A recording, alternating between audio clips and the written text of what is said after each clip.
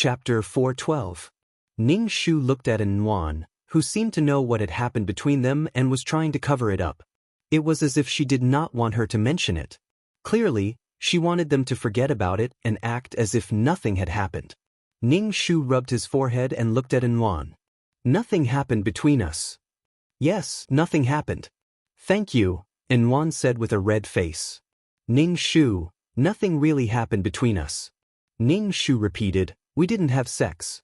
I didn't do anything to you when I sent you to the hotel. Yuan quickly nodded. Nothing. You didn't do anything to me. Ning Shu wanted to die. He raised his voice and said, nothing really happened between us. I'm telling the truth. Ning Shu, why? Why did he feel like he could not communicate with her? Ning Shu felt the fire in his heart rising. Ning Shu almost roared. Don't tell me you didn't feel anything? Your clothes are on and there are no marks on your body. Why do you think something happened between us? Don't tease me, okay? And Yuan frowned. That's right. Her virginity would hurt, but she did not feel anything. Could it be that nothing really happened? And Yuan looked at this handsome man and pursed her lips. She did not say anything and felt awkward. Then Xiao, I'll go out first. And Yuan felt that the room was very hot. She was sweating all over and felt very uncomfortable. Ning Shu waved his hand and told her to leave quickly. Ning Shu did not know what to do with Yuan now. The plot kept putting her and Yuan together. It was really annoying. She might as well ignore it. Anyway, she did not have sex with Yuan. She did not need to be responsible for her. Just like that. If it was the original Gong Luo, she might have fallen in love with the female lead because of this. But she definitely would not. She would never fall in love with a woman. But, maybe the powerful plot would make her fall in love with a woman. So cold. He had a premonition that he was going to bring the dog home. CEO, these are the documents you need to sign. Not long after Yuan left, Song Ning ran in again to make her presence known. Ning Shu looked at the beautiful Song Ning and felt his balls ache. Ning Shu reached out to take the document from Song Ning's hand, but Song Ning refused to let go. Ning Shu tried to pull away, but Song Ning refused to let go. He decided to just throw it away. Damn it, how could she be seduced by a woman? Don't joke around. Song Ning looked at Ning Shu and pouted. How boring. Ning Shu asked, what did you say to the secretary just now? You talked for so long. I'm jealous. Ning Shu was speechless. Tired sleep does not love. Ning Shu looked at Song Ning without saying a word. Song Ning's expression immediately became serious. She looked like a strong woman. Her style changed very quickly. Her appearance gave off a special charm that made men want to conquer her. Ning Shu said, you don't lack this salary, so don't make trouble here. Song Ning said with a serious face, Gong Luo, I want to have more opportunities to spend time with you. I want you to fall in love with me. If you can't, I'll choose to give up. We'll call off the engagement. That's good for both of us. Ning Shu was a little surprised by this girl's straightforwardness. He asked, how long do you plan to stay? Song Ning shrugged. It will take some time.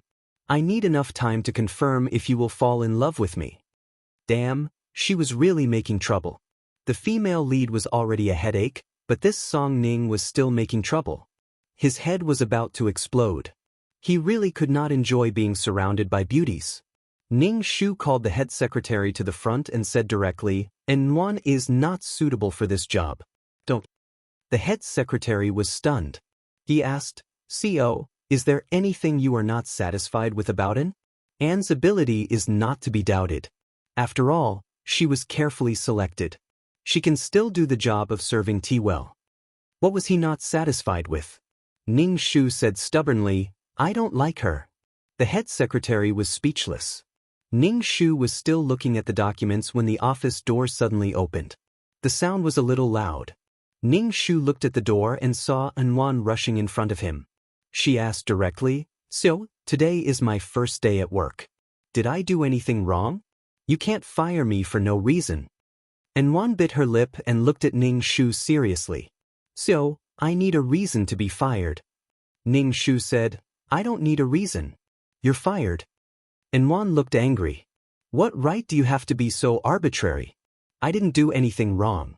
You're being unfair to me. Ning Shu looked at Nwan's serious expression and was speechless.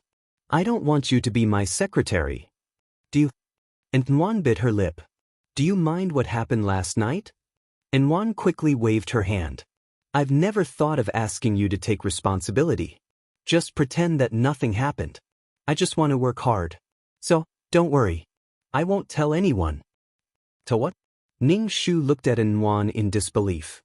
I won't tell anyone that I mistook you for a prostitute and what happened at the hotel last night. I need this job. So, please be merciful. Nwan looked at Ning Shu with longing eyes. Ning Shu really wanted to bang his head against the wall. He didn't know what to say. Previously, he thought that they had made things clear. But now, it seemed that Nwan's mind was still not clear. She still thought that there was something between them. Ning Shu laughed coldly and didn't say anything. He looked at Nwan coldly. Nwan was a little frightened by Ning Shu's gaze. She was so scared that she shrank back.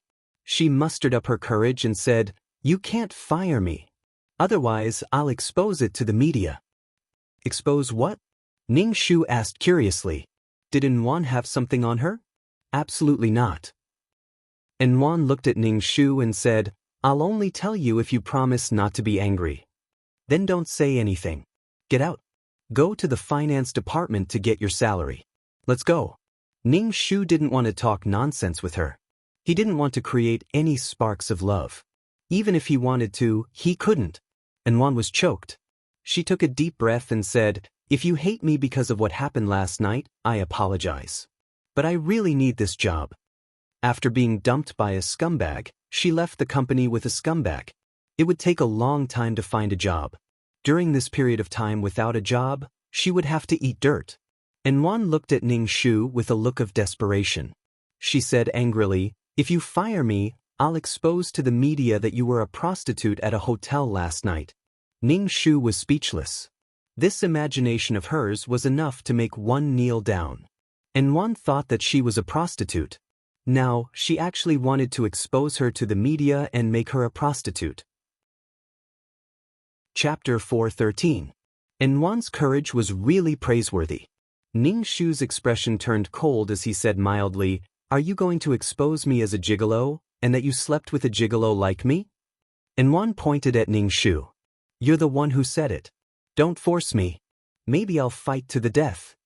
This was throwing an egg against a rock. Fight to the death? The veins on Ning Shu's forehead throbbed. He was speechless. According to the plot's development, shouldn't they have sex and let the female lead see the power of a gigolo? This ridiculous plot made Ning Shu want to cry. Ning Shu wiped his face and waved at Nwan. All right, say whatever you want. Go expose it. Do. Nwan's hands and feet went numb from Ning Shu's unbridled behavior. She then said, I told the media that I was pregnant with your child, and you abandoned me after having sex with me. Fuck, this female lead really did what she wanted. So willful. This was the plot. Nothing had happened between them before, and it was just the female lead's imagination. However, the female lead was already very willful in front of her. If it was another boss who wanted to fire the female lead, would the female lead be like this? When facing the male lead, she was full of confidence and felt that the male lead would compromise. No wonder Gong Luo always felt that she was abnormal, to the point that she was groveling for the female lead. In order to show the male lead's love for the female lead, she trampled the male lead into the mud. Although it was natural for a man to dote on his wife, in the plot, the male lead couldn't live without the female lead. After getting married, Nwan wanted to divorce in all sorts of ways. When he heard Nwan say divorce, Gong Luo would press Nwan down and have sex with her for a while, then say evilly, Can't I satisfy you? You just have to want a divorce. But all sorts of actions were also fun. Gong Luo was too strong. I couldn't take it. The next day, I held my sore waist and gritted my teeth to ask for a divorce. Gong Luo was cold and self-restrained. His IQ was definitely high. His position determined that he had to maintain a calm mind. However, in the plot, Gong Luo was a childish boy with no intelligence to speak of. His personality was so bad that it was as if he had been possessed.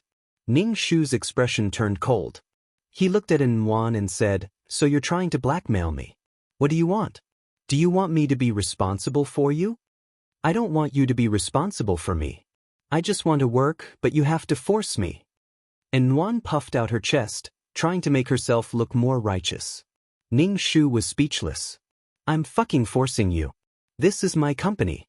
If I tell you to scram, you should scram. What kind of logic is this?" Especially when Ning Shu saw Wan's aggrieved look, he felt like he was about to spit out a mouthful of blood. Did she think that he should give in to her just because they had slept together? Get lost. I don't want to see you. Did you say that you have a child or that I'm a gigolo? You can do whatever you want. Ning Shu couldn't bear to see Wan pestering him endlessly. He should let himself back down. What kind of logic was this? She didn't owe Wan anything at all. Actually, in essence, Wan had used her body in exchange for Gong Luo's endless love. "You slept with my body, so you should treat me well. You have to treat me well." Although it was called love, it was also Gong Luo who had been giving. In the name of love, it was reasonable for her to give in whatever she did. Wan stared blankly at the cold and heartless Ning Shu and complained, "I've never seen someone as cold-blooded as you. Despicable capitalist, I didn't do anything wrong at all and you want to fire me. I signed a contract when I entered the company. What you're doing is illegal. I'm going to expose you for exploiting workers." Ning Shu was speechless. Ning Shu didn't know how Gong Luo managed to hold it in, but she really couldn't hold it in anymore. He also saw how powerful the plot was. It would always involve the two of them together. Ning Shu got up from his chair and walked in front of Wan. He looked down at the trembling Wan from above. This man's aura was really too strong. Wan couldn't help but take a step back to reduce her fear of this man. Wan felt wronged. She felt that the CEO today was different from the CEO yesterday. He was so cold today. But she needed this job too much. She had many younger brothers at home who were in university. Also, she didn't want to be looked down upon by that adulterous couple. She couldn't let them see that she didn't even have a job. She didn't even have a career. Wan felt that she was very pitiful. Right now, she only wanted to work seriously, but she met such a boss. Wan felt that she should go burn incense. She was too unlucky. "You really want to stay in the company?" Ning Shu looked at Wan and asked with a smile. Wan saw the smile on Ning Shu's face and instinctively felt that something was wrong. This black-bellied big bad wolf's smile was the detestable smile of an exploiter. Wan straightened her back and said with a trembling voice, "As long as you let me stay in the company, I'll do anything you want me to." Ning Shu was speechless. Ning Shu felt very bored. Wan was acting as if he was a big villain, a big pervert who wanted her to give herself to him. Ning Shu expressed that he didn't want to be with girls. Wan saw that the seal was staring at her with a deep and calm gaze that made her heart tremble. She hurriedly said, "Let's make this clear first. You can't force me to sell my body." Ning Shu's face twitched and he said directly, "Since you want to stay in the company, then stay in the company. Go do the cleaning. When I'm in a good mood, I'll let you come back to be my secretary." Do cleaning? Did that mean that he wanted her to mop the floor and clean the toilets? Wan was stunned. She looked at Ning Shu in a daze. "You want me to mop the floor?" Ning Shu said, "Not only do you have to mop the floor, but the glass doors and windows of the company have to be wiped clean. The water in the toilets must be clean enough to drink." Wan was speechless. Wan was furious. This man was deliberately making things difficult for her. She didn't do anything wrong, so why did he hate her so much? Ning Shu thought it through. He wouldn't chase Wan away. Based on the plot, Wan would definitely be sent to his side. Perhaps the next time, it would be more intense methods, such as Chinese medicine, which required a woman to have sex with him to relieve the effects. And the person he would be having sex with might be Wan. In any case, he had to get Wan and him into bed. Only then would they be able to develop feelings for each other. What a world with broken moral principles. "You don't want to be a cleaner? Fine, then you can leave the company," Ning Shu said coldly. "What a bad guy." Wan glared at Ning Shu. "So be it. I know you hate me and want to use this method to chase me away, but I won't let you get what you want. Fine, then please leave. close the office door and report to the cleaning department. Ning Shu sat on the chair and didn't even look at Enwan. Enwan took a deep breath. She glanced at Ning Shu and turned to leave the office. She almost didn't let her tears fall. Her expression was very stubborn. Chapter 4:14. Ning Shu chased Enwan to the cleaning department.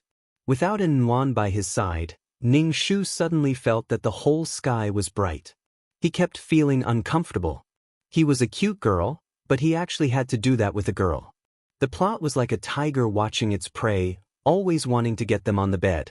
Just thinking about that scene made him want to vomit blood. You must stay calm, my moral integrity. Why are you looking at me like that? Ning Shu looked at Song Ning, who was in an office lady's suit, sitting on the sofa. She supported her chin and looked at Ning Shu in confusion.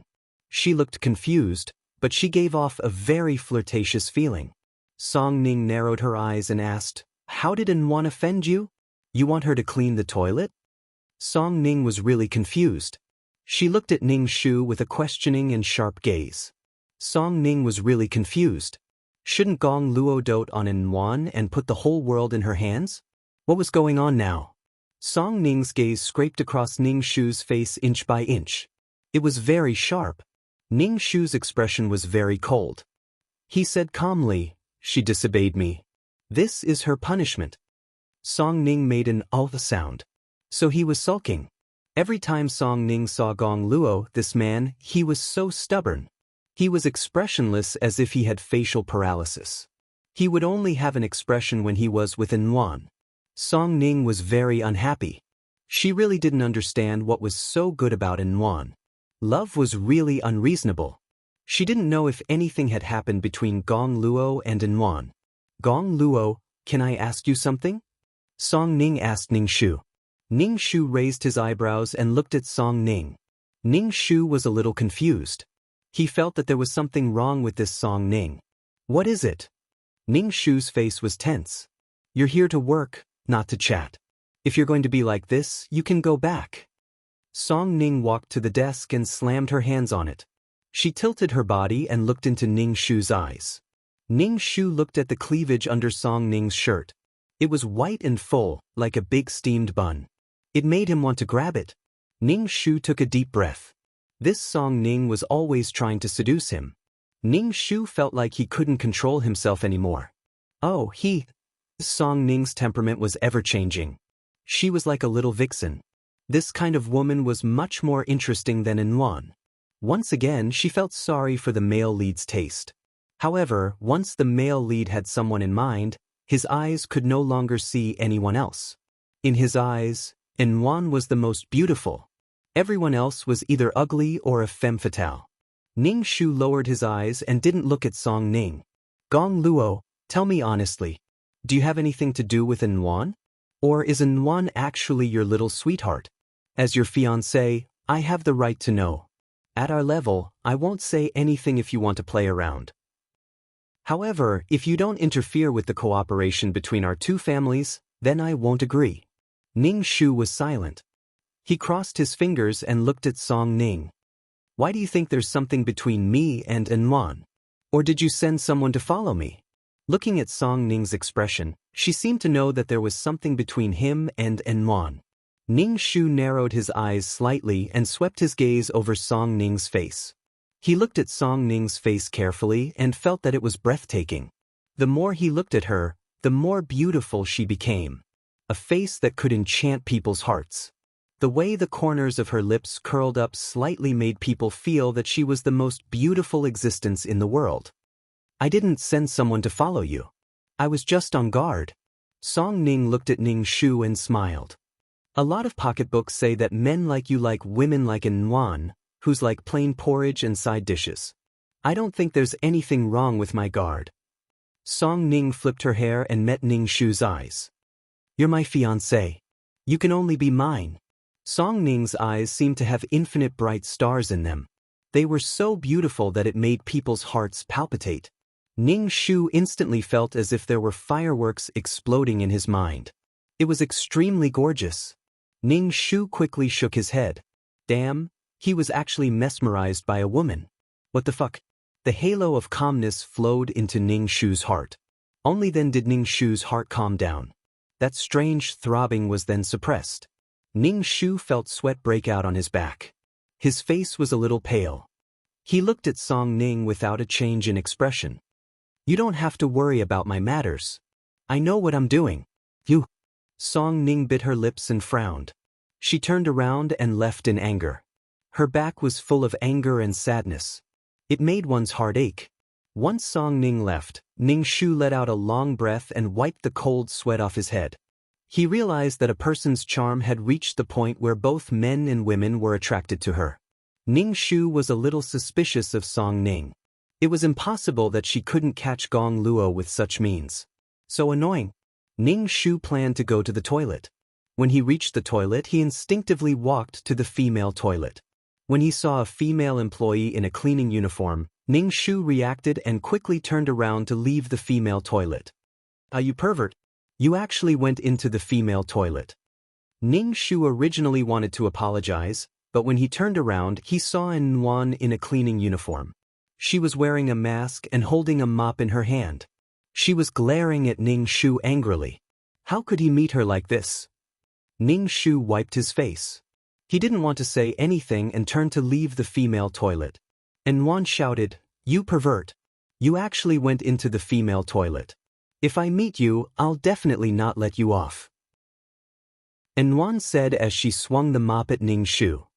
"You look well-dressed, but you're actually a beast in human clothing." Ning Shu dodged An Wan's mop, but the dirty water on the mop still splashed onto his trousers. "Are you crazy? You're the crazy pervert. You still think you're in the right when you go into the female toilet." An Wan held the mop dripping with water like a female warrior. Then, she evilly splashed the water on Ning Shu's shiny black leather shoes. Ning Shu was speechless. "Do you want to die?" Ning Shu looked at An Wan indifferently. An Wan laughed happily and said loudly, "I have more dirt on you now. You're actually a pervert who goes into the female toilet. I'm warning you, you'd better be polite to me. Otherwise, I'll spread this news. The CEO of the Miyagi Group, Gong Luo, is a pervert." Ning Shu was speechless. Did she have to use this kind of plot to tie the two of them together? Why did An Wan think that he should be threatened by her? The female lead's world was simple and black and white. With this kind of personality, who knew how many people she would offend? Ning Shu turned to leave. The more he competed, the more tired he would be. Especially when he was competing with someone like the female lead who was pure, innocent, and sweet. It was even more tiring. An Wan saw that Ning Shu was about to escape, so she held the mop and opened her arms to block Ning Shu's path. She raised her head and looked at Ning Shu. "You can't leave. You're blocking me in front of the female toilet. Do you want to do something to me?" Ning Shu looked down at An Wan. Chapter 415. You dragged me to the ladies' room because you wanted to do something to me. How dare you accuse me of entering the ladies' room as a pervert? Ning Shu sneered. "Get lost. If you block my way again, I'll kick you." An Wan was instantly enraged. She looked at Ning Shu in disbelief. "How can you be so shameless? You're shameless. You were the one who entered the ladies' room. How dare you accuse me of wanting to do something to you?" An Wan was so angry that she was about to cry. However, Ning Shu felt that An Wan's reaction was too extreme. This was the plot. It wanted the two of them to be entangled with each other. Even if she had unconsciously entered the wrong room, such a thing would have happened. Ning Shu pushed An Wan away. "Get lost. Don't block my way." An Wan was accidentally pushed to the ground by Ning Shu. She groaned in pain. Ning Shu saw An Wan fall to the ground. Her eyes were filled with tears and she looked at him with hatred. Ning Shu suppressed his urge to help An Wan up and went into the men's room next door. After peeing, Ning Shu came out of the toilet. He saw An Wan still sitting on the ground and wiping her tears. Ning Shu knew that even if he helped An Wan up out of kindness, An Wan wouldn't appreciate it. Were she and An Wan going to become quarrelsome lovers now? No matter what, An Wan would always appear in front of her to attract her attention. Ning Shu strode past An Wan without looking sideways. Enwan looked at Ning Shu's back and pursed her lips. She muttered, "What a bad guy." Ning Shu felt that the plot was really fucked up. When Enwan became a secretary, he had to face her all the time. Now that Enwan had become a cleaner, Ning Shu could bump into her at any time. Enwan even had to clean the CEO's office. It was really fucked up. Ning Shu expressed that there was nothing worse than this, especially when he had a fiancée with boundless charm who was attractive to both men and women. He still had to resist his restless heart. It was simply too hard to bear. Bang! The large vase on the floor in the office was smashed into pieces. Enwan, who was wiping the dust with a handkerchief, was dumbfounded. She hurriedly apologized to Ning Shu. "Oh, I didn't do it on purpose. I really didn't do it on purpose." Ning Shu took a deep breath, wiped his face, and waved his hand. "Get out." Ning Shu couldn't figure out why the cleaning department would let Enwan clean the CEO's office. Especially since Enwan had just joined the cleaning department. Why would she be given such an important job? There was no need to explain. This was the plot. Ning Shu felt very tired. Song Ning crossed her arms as she watched the scene unfold. Her lips curled into a faint smile. She couldn't understand why Gong Luo would like and pamper such a girl so much. Thinking of this, Song Ning's eyes flashed with gloom. Enwan hurriedly apologized to Ning Shu. "I'm sorry, I didn't do it on purpose. I really didn't do it on purpose. Deduct this vase from my salary." Ning Shu wanted to wipe his face again. He was in the midst of a beautiful love story, but it drove him crazy. "You've only been working for a few days. How much salary can you get? Why can't you leave the Gong Corporation?" Song Ning looked at Enwan and asked. "You can't even buy this vase with a year's salary." Enwan opened her mouth in shock. She looked at the broken pieces on the floor. "Why is it so expensive?" Enwan picked up the broken pieces with her bare hands and said, "I really didn't do it on purpose." Enwan's finger was cut by the broken pieces of the vase and was bleeding. Ning Shu was speechless. Ning Shu sighed deeply. What kind of situation was this? Was she trying to make him feel sorry for Enwan? The plot was really everywhere. Song Ning took the paper and pressed it on Enwan's bleeding finger. She said calmly, "Get out." But Enwan looked at Ning Shu. Ning Shu waved his hand and didn't even look at Enwan. Enwan left in disappointment. Ning Shu looked at the broken pieces and blood on the floor and shook his head. Song Ning walked over and looked at Ning Shu. She asked, "What's wrong? Do you feel sorry for her?" "I'm off work. I'll leave first." Ning Shu picked up his suit jacket and left. Song Ning looked at the man's back and felt that this man was the most determined person she had ever met. He was actually so indifferent to her. Did he like Enwan that much? Song Ning slapped her face. This was really. Ning Shu left the office and went to the garage to start his car. The car had just gotten onto the road when a figure suddenly walked towards the front of his car. Ning Shu quickly braked and jumped in fright. Fuck, who was the one who didn't want to live? Ning Shu opened the car door and saw Enwan sitting in front of the car with a pale face. She looked as if she was still scared. Ning Shu felt that his patience had reached its limit.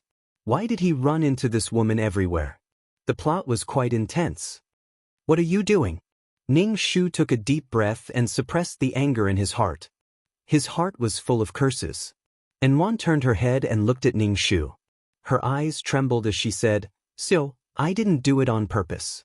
I was thinking about something and really didn't notice." Enwan tried to stand up with difficulty, but she seemed to have sprained her leg. She cried out in pain. Ning Shu was speechless. Could he just leave this female lead who had sprained her leg? He felt that he could run into Enwan any time and anywhere in the day. It was really annoying. "Are you okay?" Ning Shu asked Enwan. Enwan quickly waved her hand and said, "I'm fine. I'm fine." Ning Shu nodded. "It's good that you're fine." Ning Shu turned around and wanted to get into the car and leave. CO, wait a minute." Enwan limped over to Ning Shu. The veins on Ning Shu's forehead throbbed. He asked, "Is there anything else? Do you need medical fees?" Enwan's face suddenly turned serious. "I don't want your money." Ning Shu's lips curled up. "Don't be angry." Smile. "You must be calm."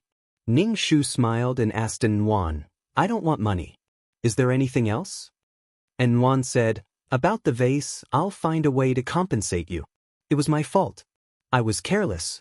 I just hope you won't chase me out of the company. Ning Shu said patiently, why? This vase is very valuable. Your 1 year's salary is not enough. As long as you leave the company, you won't have to pay for it. It was the first time Nuan had seen this man talk so much to her. He was usually impatient with her. Nuan was not used to it. She shook her head and said, I can't leave the company. Ning Shu, why? Why? Ning Shu said helplessly. He really couldn't understand what the female lead was thinking. Nuan said, I need this job. My brother is in college and I have to send money home every month. Ning Shu moved his neck and said, but you have to pay for the vase. Your 1 year's salary will be gone. It's like you worked for free for a year. You can quit and find another job. Nuan shook her head again. I can't leave the company. Ning Shu was speechless. Damn it. The topic kept repeating itself. Chapter 416. Ning Shu and Nuan's conversation reached a dead end. You can leave the company. No, I can't leave the company because I need this job. You can find another job. You don't have the money to pay for a vase. No, I can't leave the company. Why can't you leave the company? I just can't leave the company. The scumbag will look down on me. Ning Shu wiped his face and took out money from his bag to give to Nuan. Nuan was unhappy. Ning Shu said, this money is for you to take a taxi to the hospital to have your leg checked. I don't want it. I don't want it. Nuan turned and limped away.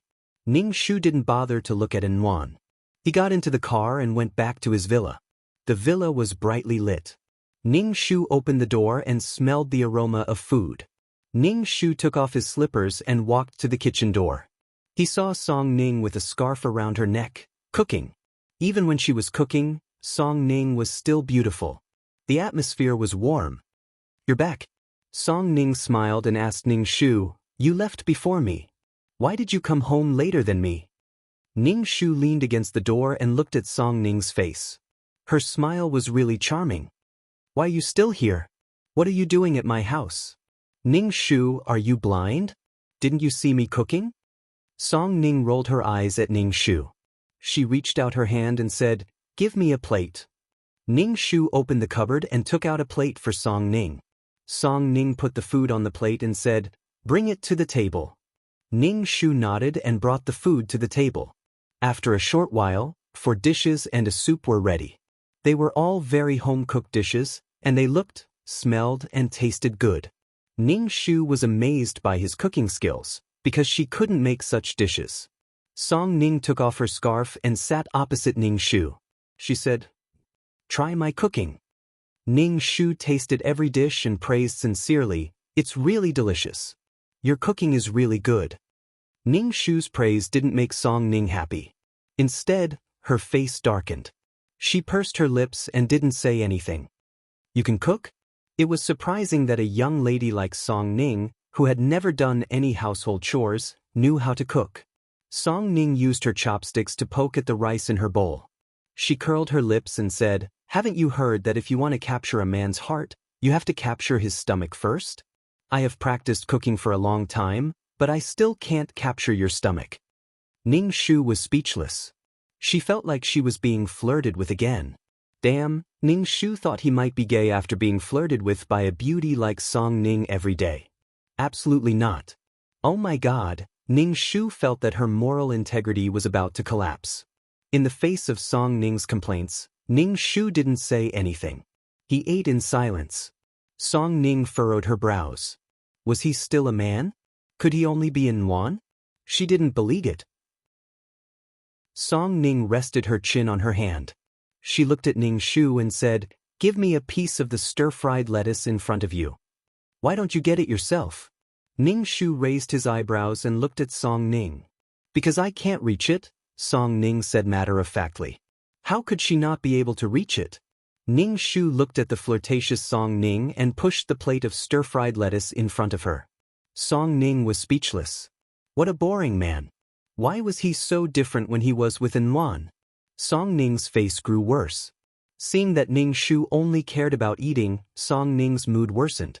She put her chopsticks on the table and rested her chin on her hand as she looked at Ning Shu.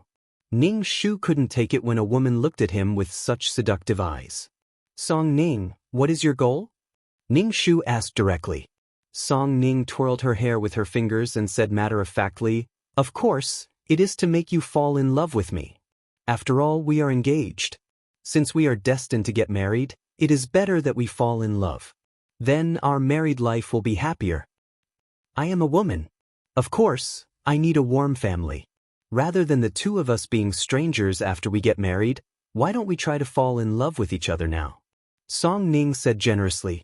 Ning Shu suddenly didn't know how to refute because what Song Ning said made sense. But until now, I have realized that you haven't fallen in love with me, Song Ning said in distress. Is it that difficult to like me? Difficult, very difficult. Ning Shu said he didn't want to be a lesbian. What's wrong with me? Song Ning looked at Ning Shu. Am I not pretty enough? Ning Shu shook his head and said, you are very beautiful. But why don't you like me? Song Ning was speechless. I can be in the hall, and I can be in the kitchen. What are you not satisfied with? I am a fucking girl, and you are a girl too. How could we be together? When the mission was completed, Ning Shu would leave. As for the relationship between Song Ning and the original owner of the body, it had nothing to do with him. Ning Shu wouldn't make decisions for the original owner of the body when it came to matters of love. He had no right to make decisions for the original owner of the body. Forget it. I am not eating. Your attitude displeases me. Song Ning stood up and sat on the sofa, ignoring Ning Shu. Ning Shu shrugged. He saw that there was still food on the plate. Ning Shu had finished it all. It was shameful to waste food. I'm not going back today. I will stay here. When I have enough, I will leave, Song Ning said unhappily. Ning Shu didn't say anything. If you want to stay, then stay. Song Ning saw that Ning Shu had gone upstairs and was ignoring her. She wrinkled her nose in annoyance. After taking a shower, Ning Shu lay on the spacious bed and stared at the white ceiling. He was thinking about the mission in his heart. This mission was simply too troublesome. Moreover, with the fate between him and Enwan, they would always bump into each other. There might even be some kind of pink bubble scene that would appear. Sigh, what a cruel life. Ning Shu was about to close his eyes when there was a knock on the door. Ning Shu rolled his eyes and got off the bed to open the door. As soon as he opened the door, Ning Shu saw Song Ning barefoot and wearing a nightgown. Song Ning's hair was loose, and her long black hair was slightly curly like seaweed. It was very charming. Under the nightgown was a pair of flawless white thighs. Her enchanting figure was very attractive. Why was she knocking on the door dressed like that? It couldn't be what he thought it was, right? Ning Shu swallowed her saliva and asked, what's the matter? Song Ning pushed Ning Shu away and walked into the room barefoot. She sat on the bed and looked at Ning Shu. What do you think? I think we shouldn't be like this. Ning Shu looked at Song Ning and didn't say anything.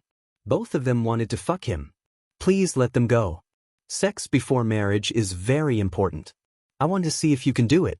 Didn't people say that sex is the main reason for divorce? Song Ning said with a charming expression. She was like a seductive vixen. According to the normal development, she should have just said, don't ever say that men can't do it. I want to show you if I can do it. Then she would have done it. Damn, what should I do? It was so embarrassing. When she was the female lead, there were always men who wanted to fuck her. When she was the male lead, there were always women who wanted to fuck her. Actually, the male lead was also very miserable. Chapter 417. Ning Shu pursed his lips and looked at the seductive little vixen at the door. The veins on his forehead bulged. It was so awkward, but he still had to maintain a smile. Are you sure? He looked at Song Ning and asked, are you sure you want to? Song Ning stood up and walked in front of Ning Shu. She reached out and poked Ning Shu's chest. We're all adults. What do you think? Ning Shu smiled and grabbed Song Ning's white, jade-like fingers. He looked at her fingers carefully. They were slender and beautiful. Every finger seemed to have been carefully polished. She was really a beautiful woman. Seeing Ning Shu so focused, Song Ning Shu's heart couldn't help but throb. Song Ning's heart skipped a beat uncontrollably. This man was really handsome.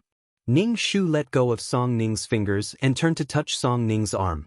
It was as if she was touching a piece of warm and smooth white jade.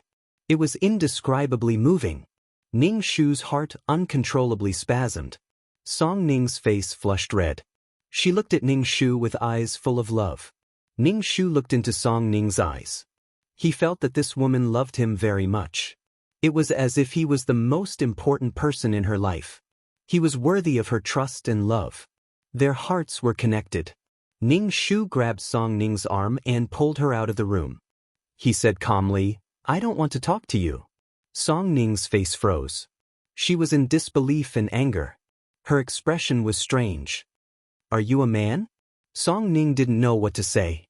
Did Gong Luo really like Inwan that much? Did he want to keep his chastity for Inwan? Song Ning was furious. She reached out and grabbed Ning Shu's clothes. She said fiercely, "Are you a man or not? Or are you saying you can't do it? I'm going to pounce on you today and make you mine." Song Ning said as she stood on her tiptoes to kiss Ning Shu. Fuck, this was too much.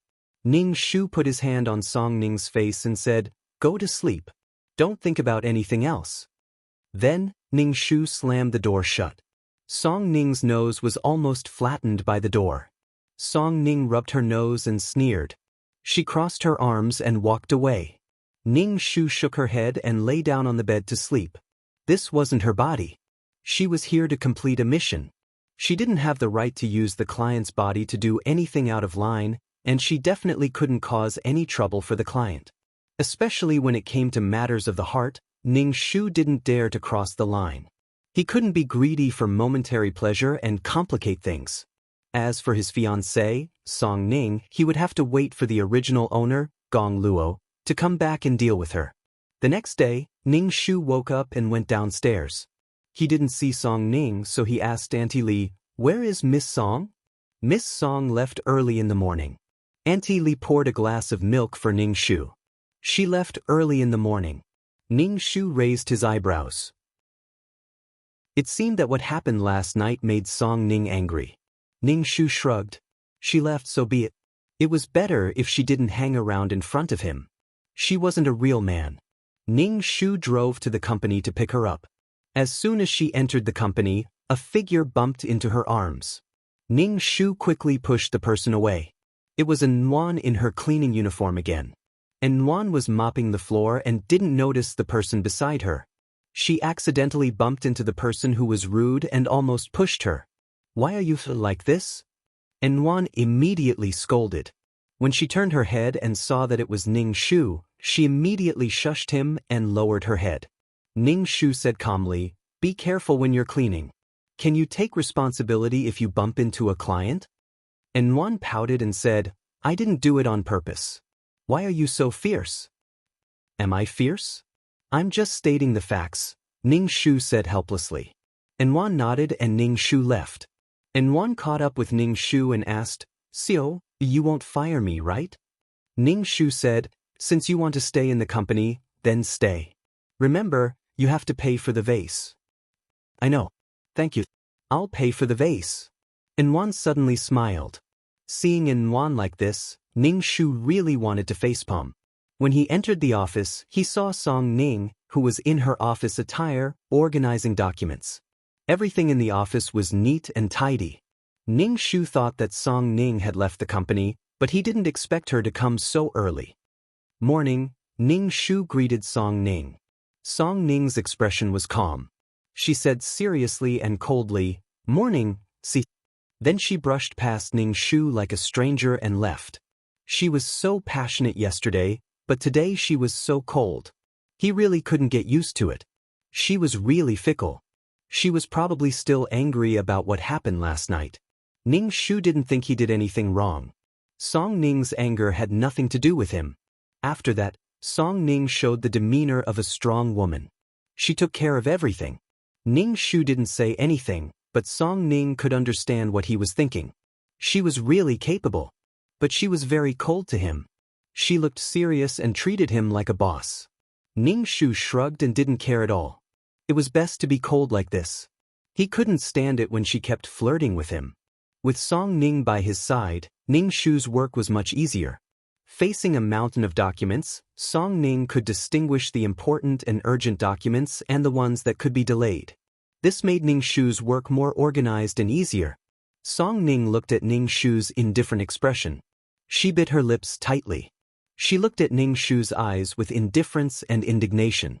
Ning Shu ignored Song Ning, who was as cold as ice. She was thinking about the mission.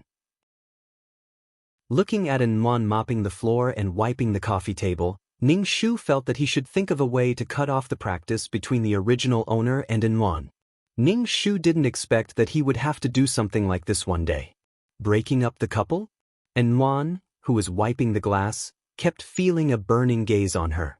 She followed the gaze and met the CEO's meaningful gaze. An's heart thumped. What was wrong with this person? Why did he keep staring at her? Could it be that he was thinking of firing her? Song Ning saw that Ning Shu was staring at An and couldn't help but roll her eyes. Why did Gong Luo like An so much? Song Ning's shoulders slumped. This was so boring. After work, Ning Shu returned to the villa. He didn't see Song Ning and didn't see her cooking. He asked Auntie Li, "Where's Miss Song?" Auntie Li said, "Miss Song went back. She already packed her luggage." Ning Shu raised his eyebrows. What was going on? Ning Shu didn't care at all. An was already a headache. It was good that Song Ning left. After going to work, Ning Shu didn't see Song Ning in her suit. He looked around but didn't see her. Chapter 418. Usually, Song Ning would hang around in front of Ning Shu whenever she had nothing to do. Now that Song Ning suddenly stopped coming, Ning Shu was really happy. Secretary Ning Shu asked, "Where is Miss Song?" "Miss Song won't be coming today," the secretary said. Ning Shu was even happier and asked, "She won't be coming in the future?" The secretary looked at Ning Shu's beaming face and said, "President, Miss Song is sick. Do you want to go and see her?" "Yes, I'll find time to go and see her." Ning Shu went into the office and saw An cleaning the office. Ning Shu saw her every day. He rubbed his forehead. The plot always brought them together. He always felt that An was cleaning the place where he appeared. An felt that the president was looking at her. Every time he looked at her with such a passionate gaze, it made An feel very anxious. There was an indescribable fear and heartbeat. Ning Shu sat on the sofa and looked at An. There was nothing wrong with An. She was a girl who was favored by God, and then God arranged for a domineering president to fall in love with her and then spoil her. She was very ordinary and had no outstanding ability. She must have done a lot of good in her previous life to be able to meet a man like Gong Luo in this life. She didn't need to struggle to reach the peak of life. Marriage was a woman's second life. Love was a matter between two people, but Gong Luo felt that he was being controlled. This feeling made Gong Luo feel uncomfortable. Love was the feeling of a man and a woman interacting with each other. But in this relationship, Gong Luo gave a lot, and An enjoyed Gong Luo's love. Even when there was a conflict, Gong Luo was the first to bow down. An couldn't bear Ning Shu's gaze anymore. She gathered her courage and turned around to say to Ning Shu, "Why are you looking at me like that? Are you plotting something? I'll pay for the vase." Ning Shu leaned back and looked at An. He said aloud, "Why do you have to be in my company? I can introduce you to a position in other companies." An held the handkerchief in her hand and said, "Other companies may not want me. Scumbag, no, my ex-boyfriend is very rich. He will deliberately cause trouble for me. I may be fired if I go to other companies." Fuck, this plot is so fucked up. He wanted An to take root in the Miyagi Corporation. Ning Shu's face twitched. He didn't know what to say, so he waved his hand at An. "Get out." An nodded and went out obediently. When she reached the door, she stopped, turned around, and said to Ning Shu, "Co, I feel like you hate me." "Is that so?" Ning Shu said casually. An said tactfully, "In the future, I'll appear less in front of you. I'll clean the office when you're not in the office." Ning Shu grunted and did not express any opinion. and Nuan felt an indescribable sense of loss in her heart. She asked Ning Shu, "I heard that Miss Song Ning is your fiancé?" Ning Shu nodded, and Nuan suddenly didn't know what to say. She looked at the man sitting on the sofa, noble and proud. Her heart couldn't help but twitch because this man's face was enough to charm anyone, men and women alike. "You can go out." Ning Shu waved his hand, and Nuan turned and walked out of the office. Ning Shu unbuttoned his suit, took off his jacket, and began to work. Then he realized that without Song Ning by his side, it was very difficult to work. He was used to a relaxed work environment, but now he was not used to it. Ning Shu shook his head. That was why he had to rely on himself for everything. Once he relied on others, it would become a habit, and it would be his own destruction. Song Ning really understood people's hearts. She invaded his life and work in a way that penetrated the stone with dripping water. Now that she was suddenly not by his side, Ning Shu felt awkward and inconvenient. Song Ning had this ability, so why would she lose to Nuan who didn't have any ability? This didn't make sense. After finishing his work, Ning Shu felt that he had to go and see Song Ning. When he reached the hospital ward, Ning Shu saw Song Ning's pale face. Her small face looked very delicate. Compared to her usual enchanting appearance, Song Ning was very weak now. She was like a child who had taken off her disguise, revealing her innermost nature. It made one's heart ache for her. Ning Shu didn't expect Song Ning to really be sick, and it seemed to be quite serious. He reached out his hand and placed it on Song Ning's forehead. "You have a low fever. What's wrong?" Song Ning coughed and rolled her eyes at Ning Shu. "I have a cold. I'm sick. I have a serious cold." Ning Shu could only say, "Rest well?" Song Ning's face darkened. Her eyes lost their light. She reached out her hand and grabbed Ning Shu's finger. She was like a child grabbing onto Ning Shu's finger. This action brought a sense of uneasiness and dependence. Ning Shu sat by the bed. "Don't think too much. Rest well." Song Ning grabbed onto Ning Shu's finger tightly and said in a low voice, "Ning Shu, is it really that difficult to give your heart to me?" "Difficult, very difficult." Ning Shu wouldn't give his heart to someone else. If his heart wasn't with her, would she still be herself? Would she still be able to calmly complete her mission? Her life wasn't even guaranteed. Moreover, giving his heart to a woman was even more ridiculous. Ning Shu said lightly, "Why do you want my heart? Isn't it good that we're like this?" "Good. I can't hold on to my heart anymore. That's why I want yours." Song Ning's expression was pitiful. "We're engaged. What's wrong with loving each other?" The veins on Ning Shu's forehead throbbed. His heart was filled with curses. "I don't want to lie to you. I won't fall in love with you." Ning Shu pried Song Ning's finger away. He felt a little apologetic. Song Ning's pale face twitched. Her eyebrows furrowed in anger and unwillingness, but it disappeared in an instant. She still looked pitiful. Ning Shu comforted Song Ning and wanted to leave. She couldn't fall in love with a woman now. She could only avoid Song Ning. As for this kind of relationship, she would leave it to the original owner to deal with.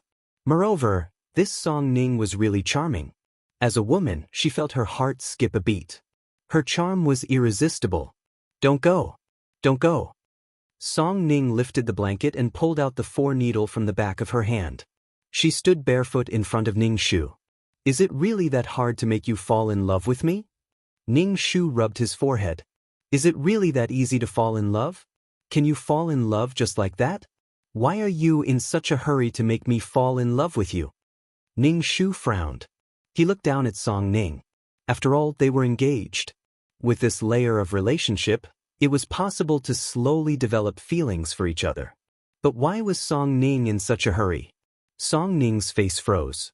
She said, "Because I'm in love with you. That's why I'm in such a hurry to get your response. I'm restless and anxious. That's why I'm in such a hurry."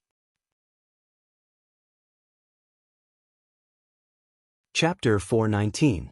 Gong Luo, can you understand how I feel? Song Ning reached out and grabbed Ning Shu's shirt sleeve. She gripped it so tightly that her knuckles turned white. She was trembling slightly, making one's heart ache. Ning Shu felt a headache coming on. How was he supposed to respond to Song Ning's feelings?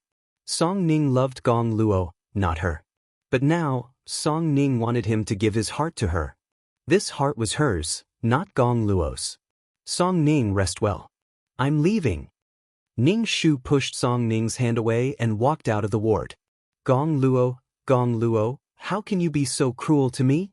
Song Ning's weak voice rang out in the ward. Seeing Ning Shu leave without looking back, Song Ning was so angry that she jumped up. She had never been so defeated before. It made Song Ning very angry. After leaving the hospital, Ning Shu felt that he was really sick. He couldn't wait to avoid Song Ning. Why did he get close to her? When he returned to the company, a figure knelt in front of him as soon as he walked into the office. If it wasn't for the fact that he had to maintain his calm image, Ning Shu would have jumped up in fright. Ning Shu took a closer look and saw Enwan kneeling in front of him, crying. Her face was as pale as a ghost, and her hair was a little messy. She was as pathetic as could be. Ning Shu suddenly had a bad feeling. What was the plot trying to do? What? Ning Shu's voice was sullen. He strode to the sofa and sat on it. What's the matter? Enwan knelt in front of Ning Shu and begged Ning Shu while crying, Seal, please help me. I beg you. What kind of trouble was this? Ning Shu rubbed his forehead impatiently. Enwan saw that Ning Shu was silent and quickly kowtowed and begged, Seal, I beg you. I beg you. What's the matter? Ning Shu said calmly. Seal, can you lend me 500,000? Enwan also felt that her request was a little too much, but she had no other choice. Now, she had to sell herself to repay her debt? How bitter, but she still had to maintain a smile. Ning Shu asked, What for? My brother. Enwan's tears streamed down her face and fell onto the ground. She fainted on the ground, looking very pitiful. Ning Shu closed his eyes. Since he didn't want to talk about it, then forget it. President, my younger brother got into a car accident and now he needs surgery fees. I only know rich people like you. Please lend me 500,000 yuan. I'll pay you back, Enwan said with tears in her eyes. Ning Shu was speechless. As expected, this was the plot. Why did Enwan think that he would lend her money and look for her first? It was completely subconscious. This was the plot. Ning Shu crossed his legs and indifferently said, Why should I lend you money? We're not familiar enough to lend money to each other. We can't even be considered friends. Yes, but I really have no other choice. I can only beg you. And one also had no other choice. Where could she get 500,000 yuan now? Without 500,000 yuan, what should she do? Her brother was dead. Her brother was waiting on the operating table, waiting for the money to save his life. President, I'll definitely pay you back. Even if I have to sweep the floor for the rest of my life, I'm willing. I beg you, I don't want my salary anymore. I beg you. Enwan kept kowtowing to Ning Shu. Ning Shu took a deep breath and said, Since you're borrowing money, you should have some kind of guarantee. There's a bank you can borrow money from. Why do you have to borrow from me? Enwan said, I thought of using the house as a mortgage, but 500,000 yuan is not a small amount. It'll take a long time to verify it. My brother needs the money urgently to save his life. Is it serious? Ning Shu asked. Enwan wiped her tears. He's unconscious now. He's waiting for the money to save his life. I'll do anything you want me to do. I beg you, President, I beg you. Enwan's face was red from crying. She looked very pitiful. Ning Shu thought about it and wrote a check for 500,000 yuan to Enwan. Enwan wiped her tears, crying and laughing at the same time. Ning Shu kowtowed. Thank you, thank you. Wait a minute. Since you're borrowing money, you should write an IOU. My money doesn't grow on trees. Ning Shu said lightly. Enwan quickly said, I'll write the IOU right away. Enwan wrote the IOU while crying. Ning Shu looked at the IOU and handed the check to Enwan. Enwan kowtowed to Ning Shu again. Her hand holding the check was trembling. Because she had been kneeling for too long, she staggered when she got up and almost fell into Ning Shu's arms. Ning Shu turned around and avoided her. I'm sorry. I didn't mean it. Enwan quickly apologized. Her face was red from embarrassment. Ning Shu waved for her to leave. Enwan hurried out of the office. Ning Shu looked at the check and sneered. It wasn't that she was being kind. In order to connect her to Enwan, the plot actually caused Enwan's brother to get into a car accident. Now, she was Enwan's creditor. She was really unscrupulous. The whole world was serving Gong Luo and Enwan's relationship, causing misunderstandings between them or elevating their feelings. Everyone was the foundation of their relationship. The heavens were heartless and treated all living things like straw dogs. It was really too extreme. The money in his hands could save lives, so be it. Besides, Ning Shu didn't want to use this IOU to threaten Enwan. Ning Shu rubbed his forehead. Perhaps it was because he had stayed in the hospital for too long and had seen too many struggles. Ning Shu still couldn't stand by and do nothing. Ning Shu slapped himself in the face. Who asked you to pretend to be a Virgin Mary? After Song Ning recovered, she went back to work as if nothing had happened. She helped Ning Shu deal with things and didn't flirt with Ning Shu anymore. She looked like she was doing business. Seeing Song Ning like this, Ning Shu breathed a sigh of relief. He felt that this was pretty good. Perhaps the original owner would come back and see such a good fiancé. Maybe they would have a good marriage. As long as he didn't flirt with her. Enwan took 550,000 yuan to save her brother. When she came to work, she quickly bowed to Ning Shu and kept saying, "So, thank you, thank you. Remember to return me the 500,000 yuan, Ning Shu said coldly. Enwan pouted and said, I know. I'll work hard and return the 500,000 yuan to you as soon as possible. After Enwan left, Song Ning couldn't help but ask Ning Shu, why did you suddenly lend her money? Song Ning raised her eyebrows. Don't tell me she sold herself to you for 500,000 yuan? Ning Shu was speechless. Is she really worth that much? Song Ning looked at him with disdain. So you like this kind of thing? Song Ning sighed. I don't know why you don't like me. Maybe I'm not as pure as Enwan?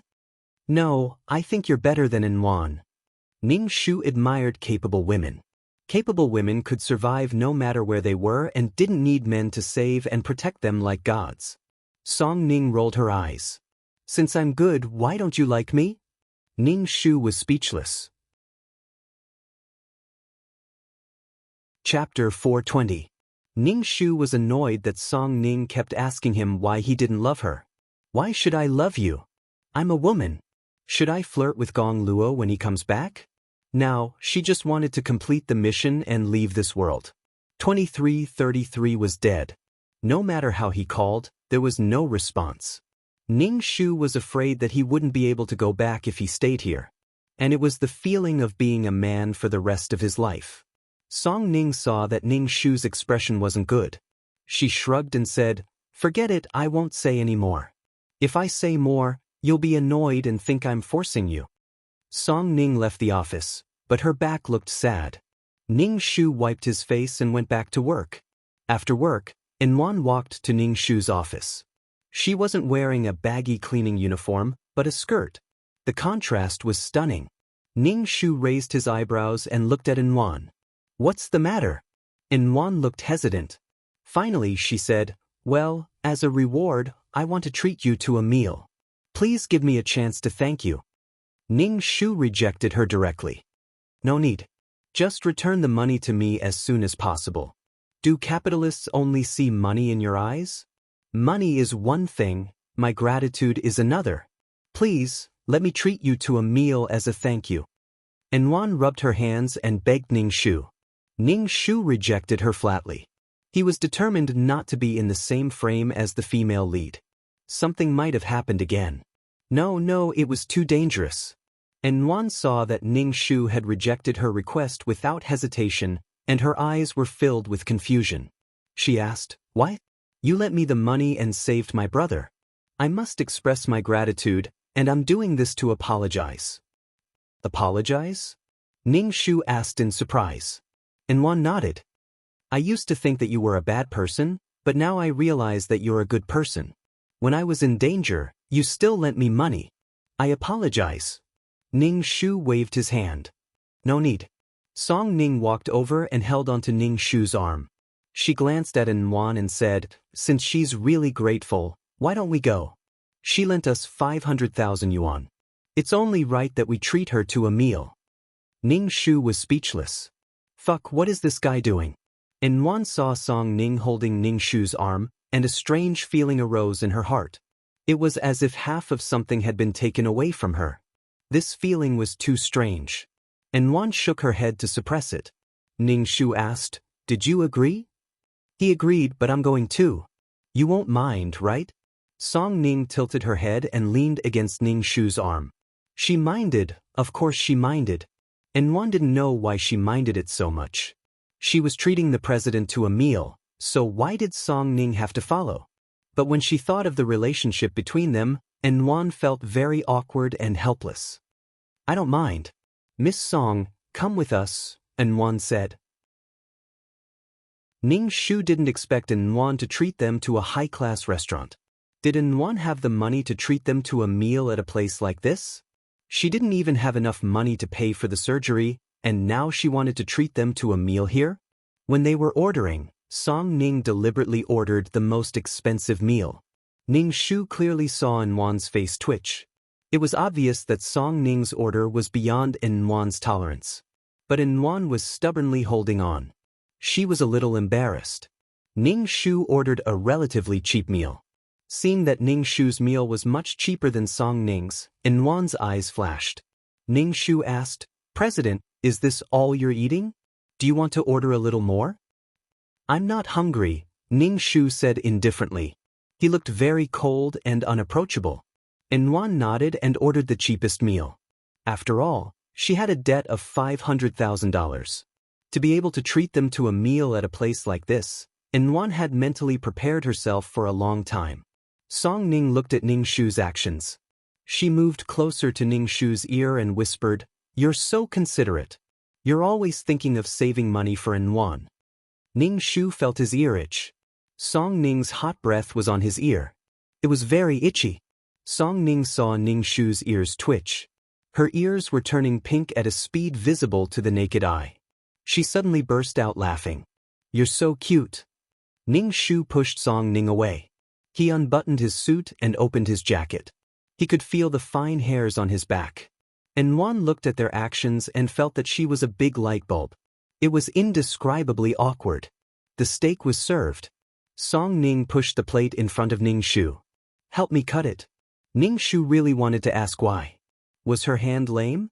Song Ning looked at Ning Shu with pitiful eyes. She reached out her slender and fair hand. Look at my hand.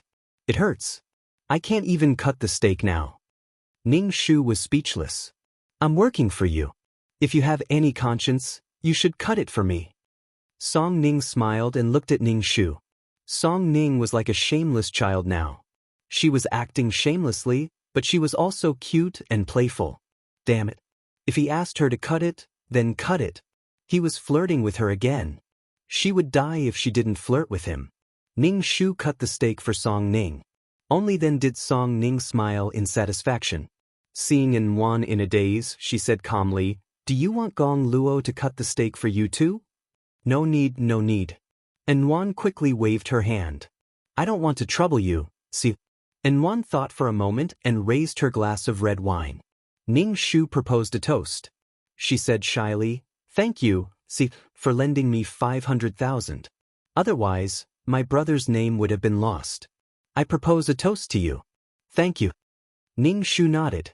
He raised his glass and clinked it with Nwan's. He took a sip and put it down. Nwan looked at Ning Shu's indifference and felt a little scared. She didn't say anything and buried her head in the steak. Song Ning's expression said, I'm not happy. Come and coax me. Ning Shu looked straight ahead and focused on eating. Song Ning felt wronged and kept drinking. Ning Shu couldn't help but say, Can you drink less? No, I'm not anyone to you. Why do you care? Song Ning pouted and threw a tantrum. Ning Shu frowned helplessly. A woman was acting coquettishly with him. This feeling was really weird. When Nwan saw this scene, she felt even more awkward. She couldn't sit still. The two people in front of her were engaged. The man was handsome, and the woman was beautiful. They were a perfect match. They were a perfect match. They were the envy of others. But why did she feel disappointed? Could it be Inwan looked at the cold Ningshu? Could it be that she had feelings for this cold, heartless, and sharp-tongued man? Impossible, impossible. She didn't like this kind of man. She liked men who were gentle to her and could tolerate her. She didn't like this man who was picky. Inwan, you can't have water in your brain. Chapter 421. Ning Shu watched as Song Ning gulped down the alcohol and looked aggrieved. After a while, her face turned red, and even her eyes started to blur. It was obvious that she drank too much. More than half of the red wine on the table was gone. Seeing that Song Ning still wanted to drink, Ning Shu reached out and took Song Ning's glass. "Stop drinking." Song Ning chuckled at Ning Shu, then picked up the bottle and gulped it down. She didn't know if she was angry at herself or at Ning Shu. Ning Shu watched as Song Ning downed the entire bottle of wine. Then, she laid on the table and did not move.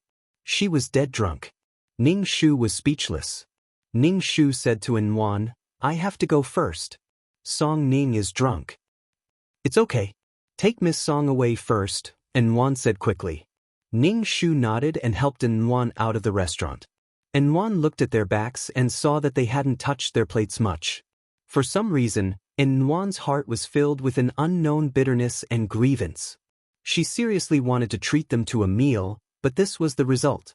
Inwan clutched her chest, feeling terrible. Ning Shu stuffed the drunk Inwan into the car, fastened her seatbelt, and drove back to the villa. After getting out of the car, Song Ning vomited for a while, then leaned on Ning Shu.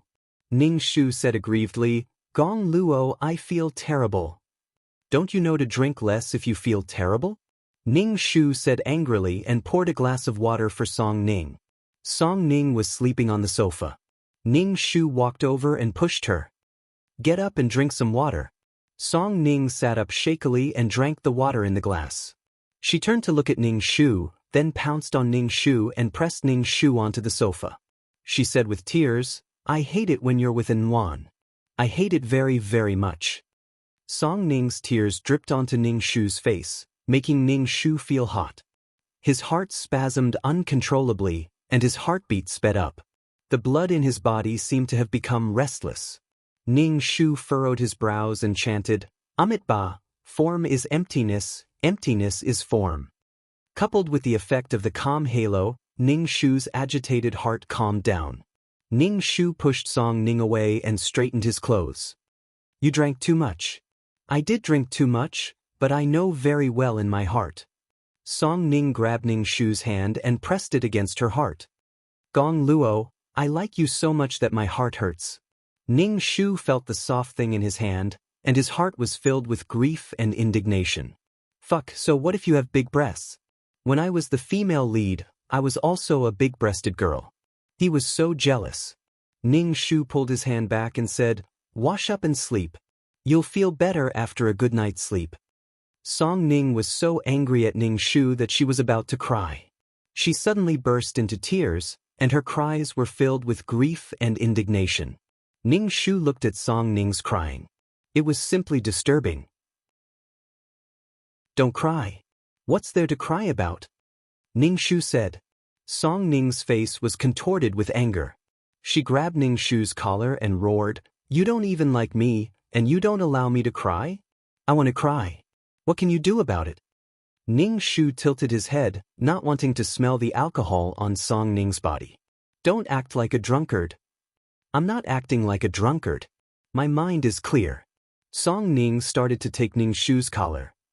"Since I can't get your heart, I'll get your body. That way, I won't lose out." Ning Shu was speechless. What the fuck? Ning Shu quickly protected his body. She was going to fucking force herself on him. She even wanted to fucking get his body.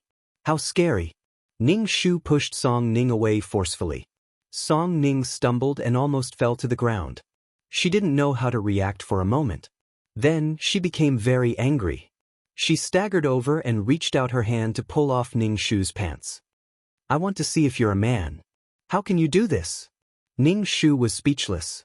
"What the fuck? I'm scared." "Enough. When are you going to stop acting like a drunkard?" Ning Shu said sternly with a cold face. Song Ning lowered her head. Her eyes, which were supposed to be in a daze, flashed with fierceness and hatred.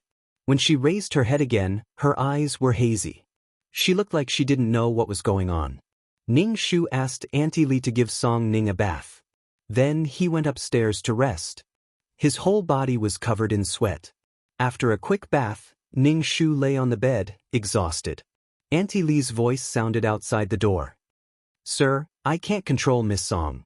She refuses to take a bath and sleep. Ning Shu was speechless. He had never felt that women were so troublesome. When he was a woman, he didn't feel that women were troublesome at all. But as a man, he felt that women were so troublesome. Ning Shu went downstairs and saw Song Ning fumbling around for alcohol. Ning Shu stood in front of Song Ning. Song Ning narrowed her eyes. She didn't seem to see Ning Shu. Her hands were touching her body. It was as if her hands were magical. Wherever Song Ning touched, her skin would burn. Small flames would ignite in her body, making her blood boil. Then fucking Ning Shu had a reaction. Ning Shu looked down at his crotch. He was so embarrassed that he wanted to die. Why did he have to transmigrate as a man?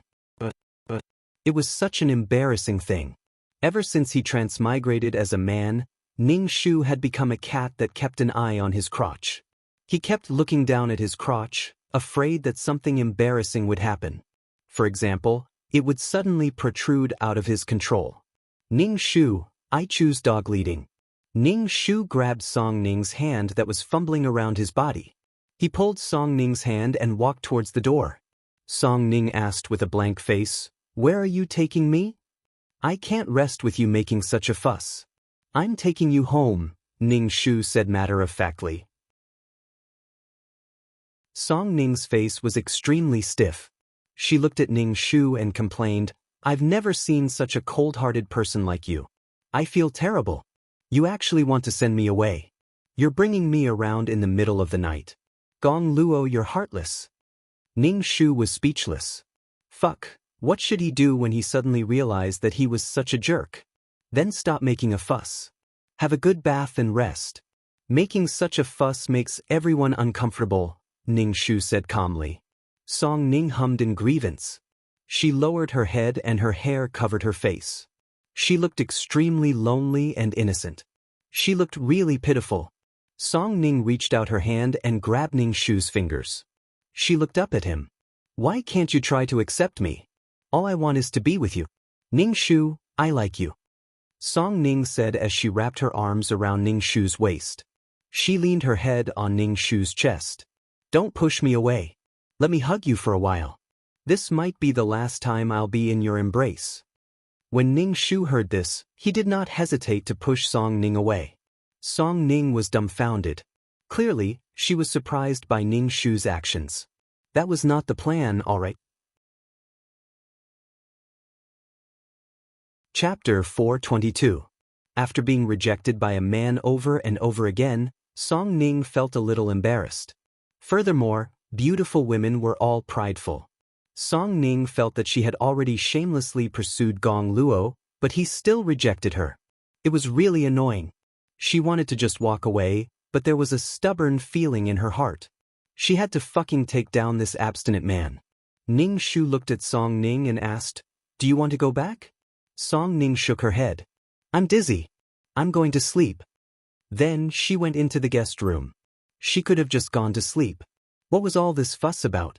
Ning Shu shook his head and looked at Song Ning. No matter how much she flirted with her, she wouldn't fall for Song Ning. Not to mention that she wasn't Gong Luo, she was a woman who liked another woman.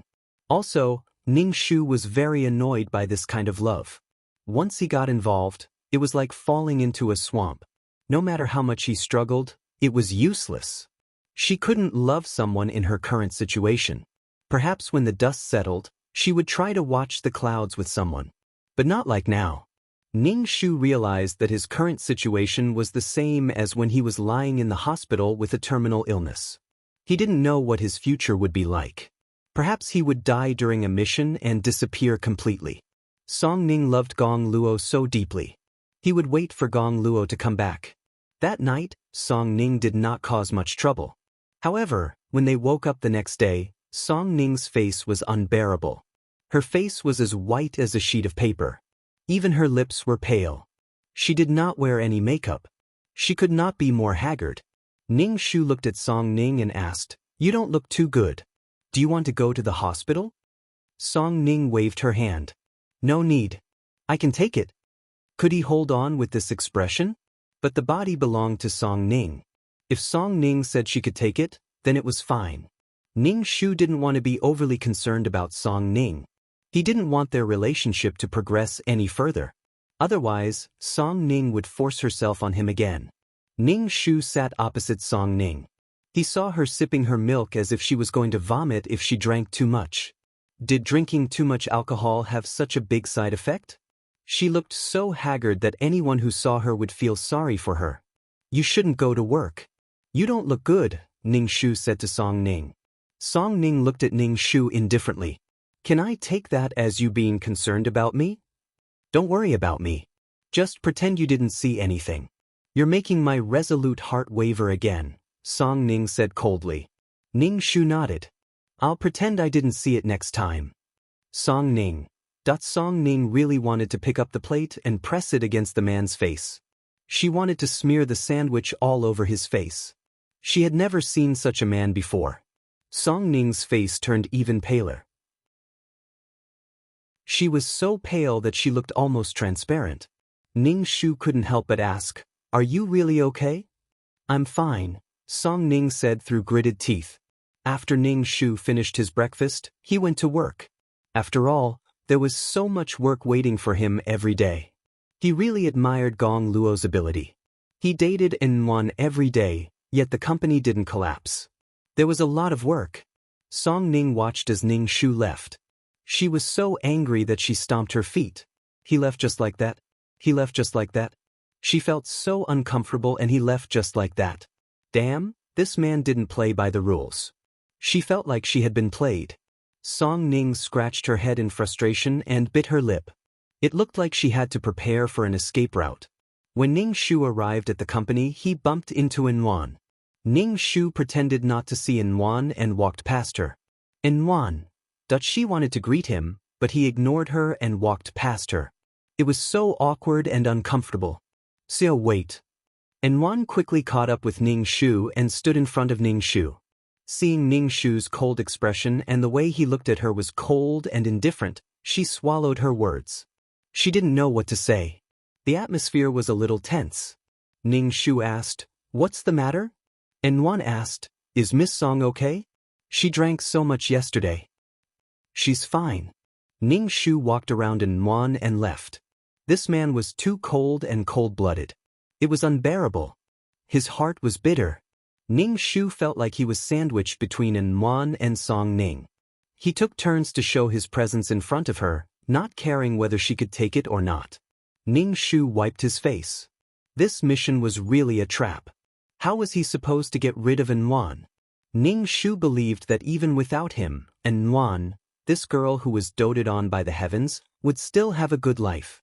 The problem was that the plot wanted to forcefully tie them together. If he chased N1 away, who knew what the plot would do? It was too annoying. "CEO, the CEO of Ding Phone Company is here to visit you," the secretary said. "It's about the cooperation proposal." "Let him in." Ning Shu stood up. Zhong Jingbin walked in a casual suit. Zhong Jingbin's face was handsome, but he had a pair of foxy eyes. He looked like a playboy, giving off a frivolous vibe. Zhong Jingbin was the second male lead. Under his flirtatious appearance was his deep love for the female lead. Although he didn't know what was wrong with Zhong Jingbin's eyes, to fall for the married N1, he had no choice but to like N1. When Ning Shu saw Zhong Jingbin, his eyes lit up. He might as well let the second male lead, who looked flirtatious on the outside and had deep love on the inside, take over. He really wanted to wipe his face. What was he doing? Not only did he have to break up the couple, but he also had to be a matchmaker. He even had to push the original owner's wife to someone else. Damn, he didn't know what to say.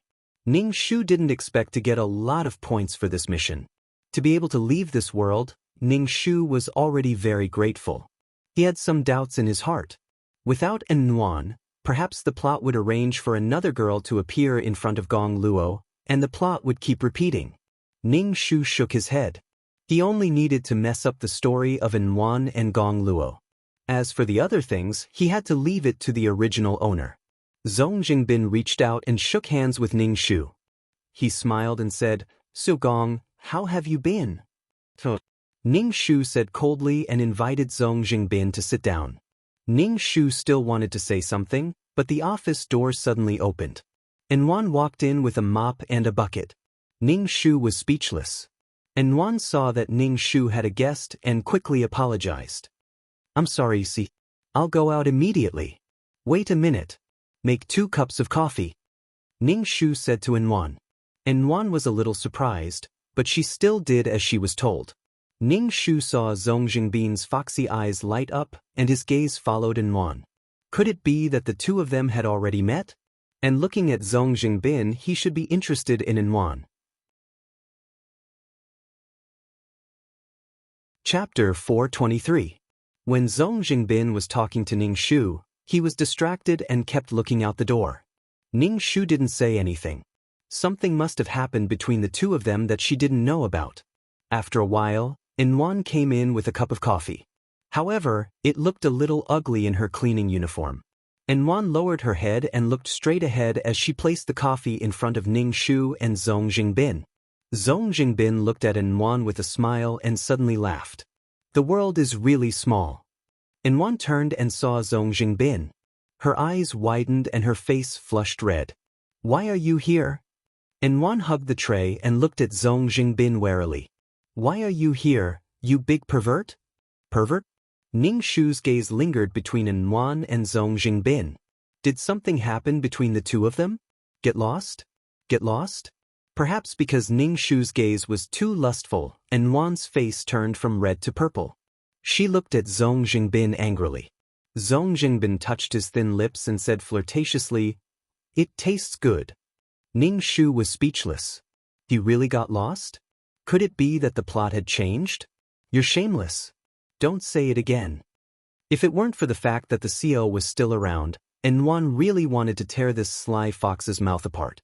Zhong Jingbin smiled and looked at Nuan, who was hopping mad. Ning Shu was speechless. Damn it, did he get lost? Ning Shu's heart was extremely irritable, but her face remained expressionless as she silently watched the explosive interaction between Zhong Jingbin and Nuanshan. Zhong Jingbin lifted Nuan's hair and sniffed it. Nuan immediately snatched her hair back and glared at Zhong Jingbin. Zhong Jingbin looked at Nuan's lips. "You're looking at me like that? Do you want me to kiss you?" "Get lost." Nuan was so frightened that she took a step back. Zhong Jingbin laughed out loud. When Nuan took a step back, he took a step forward. Nuan was so angry that her face turned red and her eyes were filled with fear. Ning Shu looked at Zhong Jingbin flirting with the girl with a cold expression. "Why don't you tell me, did you scram or not? You may leave." Ning Shu waved his hand at Nuan, and Nuan immediately felt as if she had been granted amnesty. She hurriedly ran out of the office. Zhong Jingbin still wanted to hold on to Nuan, but Nuan ran very quickly. Zhong Jingbin shrugged his shoulders and couldn't help but laugh out loud. His expression was somewhat doting. Seeing Ning Shu staring at him, Zhong Jingbin chuckled and sat down. Ning Shu said, "The employees in your company are very interesting," Zhong Jingbin said as he took a sip of the coffee. "She's a little stubborn. TSK, this coffee doesn't taste good," Ning Shu said indifferently. "We're still talking about the cooperation. She's just a cleaner." Zhong Jingbin shook his head. "How can I let such an interesting girl sweep the floor? Isn't this something that should be done by aunties? Gong Luo, you didn't do this very well. Why don't you let this girl come to my company and be a secretary? It'll be good to tease her when I have nothing to do." Ning Shu was speechless. "She owes me 500,000. Give me 500,000 first, then take her away," Ning Shu said indifferently. 500,000? Zhong Jingbin suddenly frowned. "What's the relationship between the two of you?" "Nothing at all. It's just that my younger brother is sick, and then he wants to borrow money from me," Ning Shu said indifferently. Zhong Jingbin suddenly laughed as if he had heard a big joke. You borrow money to do good deeds. The vampire Gong Luo actually has such thoughts? We're talking about cooperation, let's not talk about this. Ning Shu's expression was indifferent, making it impossible for others to read his emotions. Zhong Jingbin's expression was a little bad. Ning Shu said directly, I'm a little interested in this girl. If she's your mistress, then just say it. I don't want to be melodramatic and fight over a woman with you. Song Ning has always been spying on the company. How could she have a mistress? Ning Shu's lips curled up. If you want Enwan to come to your company, you can tell her yourself. Enwan? Is her name Enwan? Zhong Jingbin touched his chin and recalled the name like an idiot. His peach blossom eyes were shining. Ning Shu was speechless. After all this time, he didn't even know her name? Zhong Jingbin raised his wrist to look at his watch and said apologetically, I'm sorry, I still have something to do. Let's talk next time, okay? Ning Shu didn't say anything. Zhong Jingbin tidied his hair and then left the office. Ning Shu felt that this guy must have gone to flirt with Enwan again. He suddenly saw the light of victory. It would be good if Enwan and Zhong Jingbin got together. It seemed like Zhong Jingbin was very interested in Enwan. It was probably because he hadn't made any progress with Enwan for a long time, so the second male lead came online early. It was a good thing that he came online early. Enwan didn't have any substantial relationship with her now. Zhong Jingbin and Enwan were both unmarried, so they might be able to become a couple. Ning Shu wiped his face. Why were her missions getting weirder and weirder? Just as he was thinking about this, Enwan suddenly rushed into the office angrily. She stood in front of Ning Shu with her fists clenched. Her face was red, and her expression was stubborn. Ning Shu's face turned cold. Get out, what rules do you have? Enwan's eyes were red, and her body was trembling. Ning Shu asked, why did you do this? What did I do? Ning Shu frowned and said indifferently. Enwan cried and said, you sold me to that man just for 500,000 yuan? How could you do this? I'm a human being, not a commodity. I have my dignity too. You've gone too far. Enwan looked as if she had been greatly insulted. She wiped her tears and spoke to Ning Shu hatefully. Ning Shu, what did I do? Enwan was really wronged. She had already trampled her dignity to the ground. She borrowed 500,000 yuan from Gong Luo, but she didn't expect that Gong Luo would sell her to that fox-like man for 500,000 yuan. Especially when that man said with a smile that she was his after he paid off the 500,000 yuan for her. Enwan hated this man. He was obviously a playboy. Last night when she treated the CEO and Miss Song to dinner, she met this man when she was paying the bill. In order to avoid being chased by several women, this playboy directly pulled Enwan, pressed her against the wall, and kissed her. Enwan was so angry that she gave Zhong Jingbin a slap and ran away angrily. But she didn't expect that this man would appear in the company and say that he wanted to buy her for 500,000 yuan. Enwan didn't even need to think to know that this man wanted to take revenge on her for hitting him last night. Enwan was more hurt by the CEO's attitude. When the CEO lent her money before, she thought that the CEO was a kind person who was cold on the outside but warm on the inside. It wasn't like she didn't want to repay the 500,000 yuan. Why did he sell her to that man in such a way? She knew that the man didn't have good intentions. Thinking of this, Enwan's tears fell again. She felt very wronged. Chapter 424. Ning Shu heard Enwan's accusation and saw Enwan's aggrieved expression that said, you pushed me into the fire pit. Ning Shu felt helpless. Ning Shu rubbed his forehead. Zhong Jingbin wants to poach you. Since he wants to poach you, shouldn't you give him 500,000 yuan? It was a fact that Enwan borrowed money. How could he send Enwan away happily without taking the money? But you're selling me to that man by doing this, Enwan said as she cried. Ning Shu, Flip's table, they couldn't have a better conversation. Why did Enwan feel that he was selling her? Ning Shu expressed that he couldn't understand this thought. I only told Zhong Jingbin that you owe me 500,000 yuan. He poached you to be his secretary. He should know that you owe him 500,000 yuan, Ning Shu said indifferently. And Nuan said as she cried, "But I have my dignity. Did you consider my feelings when you did this? I'll return the 500,000 yuan to you myself. I don't need that man to pay for me. It's up to you. No matter who pays, I'm a businessman. I only have money in my eyes." Ning Shu waved at Nuan. "Get out. If you barge into my office so unruly again, you can just pack up and leave." Nuan's tears fell. She felt terrible. Ning Shu said, "I originally thought that you were a good person. I really misjudged you. You only have money in your heart. What can you do with money? Not everything can be bought with money." Ning Shu looked at Nuan and sneered. "Your brother's life was bought with money. Didn't you beg me for money too? What kind of mentality did she have to suffer for money and then despise money and rich people? Did this make her seem virtuous?" Ha! He felt that Nuan's thoughts were really capricious. She did whatever she wanted. When Nuan heard Ning Shu's words and how pitiful she was for money, she felt as if her self-esteem had been sliced into pieces. Especially when the person in front of her was her creditor.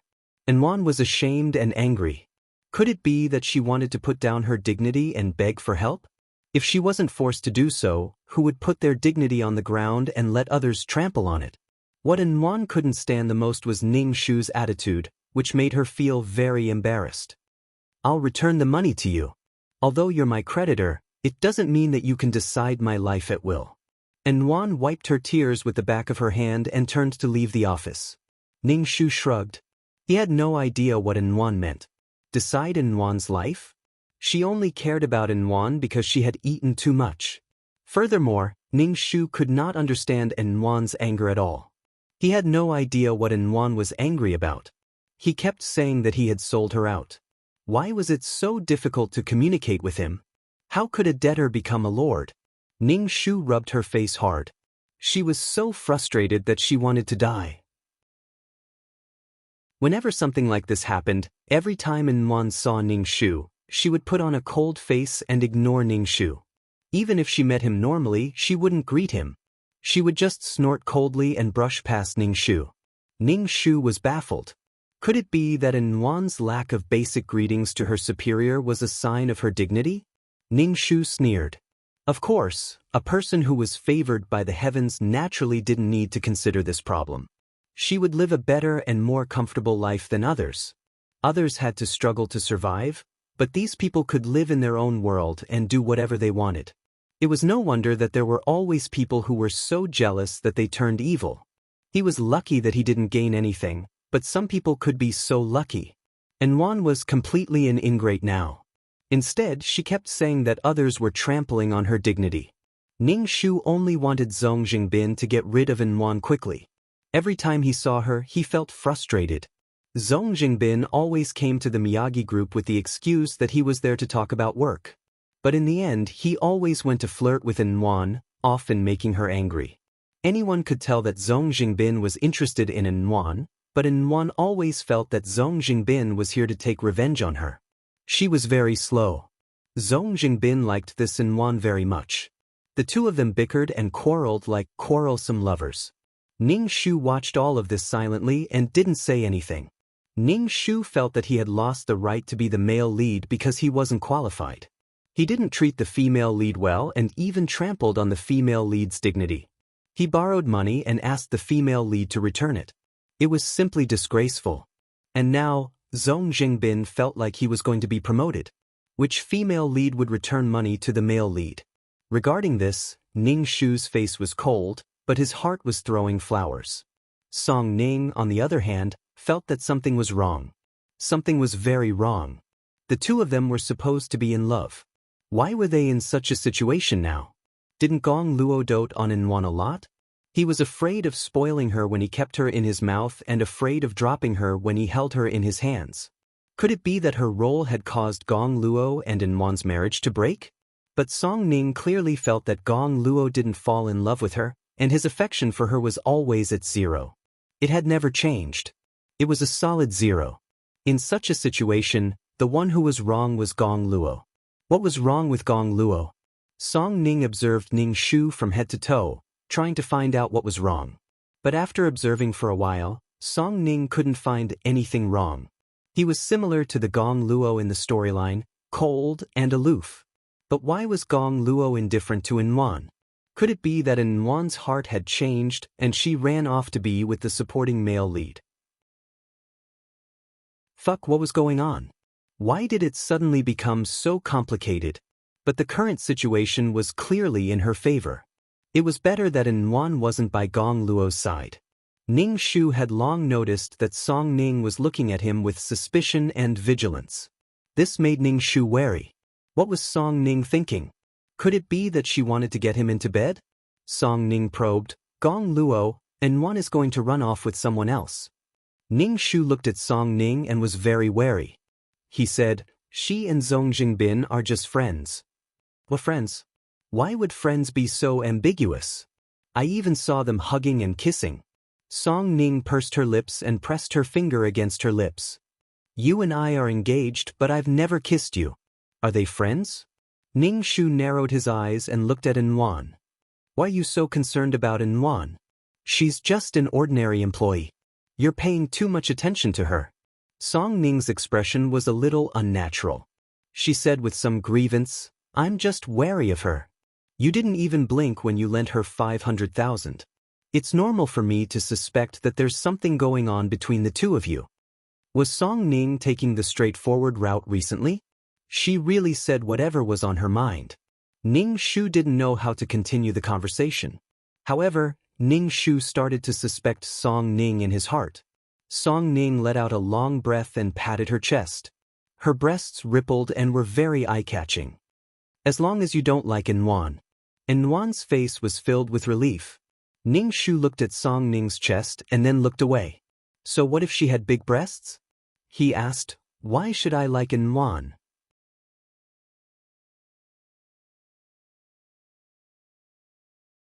Chapter 425. Ning Shu never understood Song Ning. Why did Song Ning think that he should like Inwan? Or did Song Ning know the plot? Was Song Ning a transmigrator? A reincarnator or a mission enforcer? If she was a reincarnator, she should be jealous of Inwan. However, Song Ning's attitude towards Inwan was always high and mighty. Sometimes she even looked down on her. She was most likely a mission enforcer like him. When Ning Shu thought of this possibility, the hairs on his body stood up. He felt that this bitch might really be a mission enforcer. She kept teasing him. Ning Shu's mind flashed with all kinds of thoughts, but his face was expressionless. He asked Song Ning, why should I like Inwan? Song Ning pursed her lips and said, don't you guys like this kind of pure and innocent girl?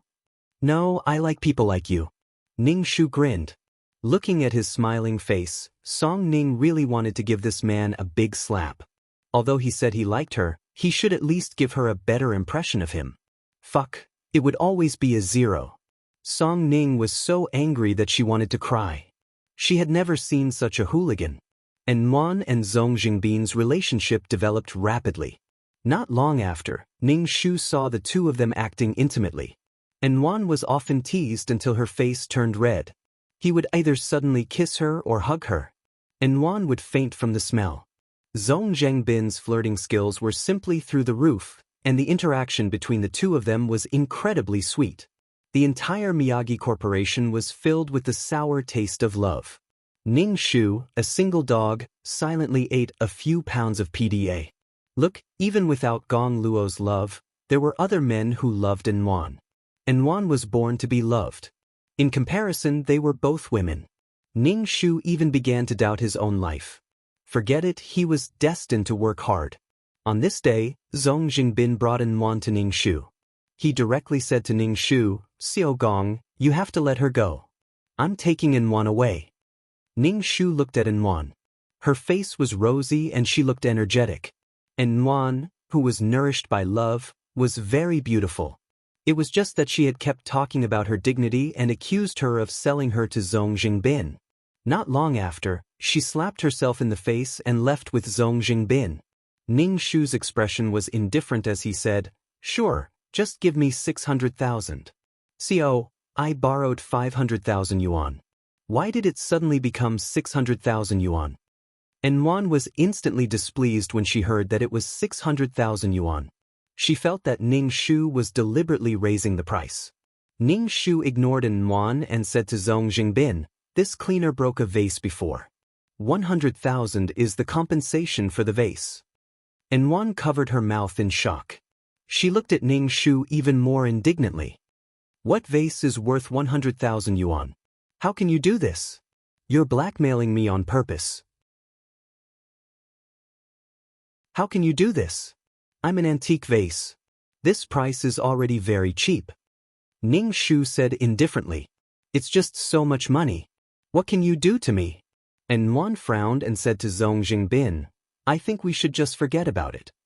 Ning Shu said in surprise, "What do you mean forget about it? You owe me money.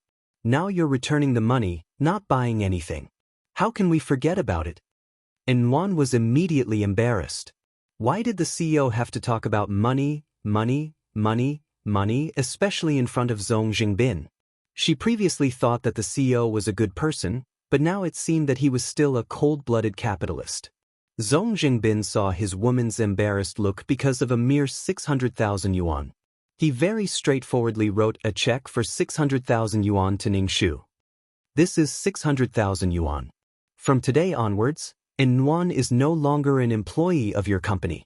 Ning Shu didn't know if it was an illusion or not, but the current scene was like a prince defeating an evil dragon and saving a beautiful princess. She inexplicably became the villain. Ning Shu took the check and said to Yuan, "Go to the finance department to get your salary. You're no longer an employee of the Gong Corporation." However, Yuan seemed to have been insulted. "I don't want your money." She then pulled Zhong Jingbin away. Zhong Jingbin shook his head and left with Yuan with a doting look on his face. Ning Shu, although it was strange, Ning Shu felt relieved. Now that Yuan had nothing to do with him, he would let Zhong Jingbin pamper Yuan. Ning Shu could even feel the shackles on his body slowly dissipating. Ning Shu directly said to the head secretary, "You don't have to work with Ding Feng Corporation for this project. Find other partners." With Yuan's temper, she definitely wouldn't let Zhong Jingbin work with a cold-blooded capitalist like him. In the plot, Gong Luo destroyed many companies for Yuan. For example, when the heir of a certain company pursued Yuan, Gong Luo immediately destroyed the company out of jealousy. He simply couldn't stop. Beneath Yuan and Gong Luo's love was the blood and tears of many cannon fodder. Now go and have fun by yourselves. Sometimes, it was a disaster to provoke someone who wasn't clear-headed. Without Yuan by his side, Ning Shu felt that the world was beautiful. He just didn't know when he would be able to leave this world. 2333, are you there? Haven't you died yet? Stop pretending to be dead. Ning Shu tried to communicate with the system, but 2333 still didn't make a sound. It was as if it had disappeared.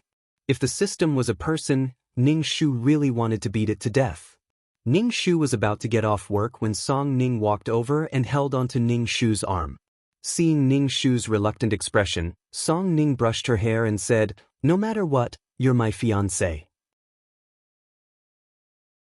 It's not wrong for me to declare my ownership to others, right?" Song Ning looked like a jealous lover. Ning Shu nodded. Song Ning's face stiffened. Damn it. Damn it. Song Ning felt like she was being tortured by this man. No matter what she did, this man was indifferent. His affection for her would never change. Actually, this man was a robot.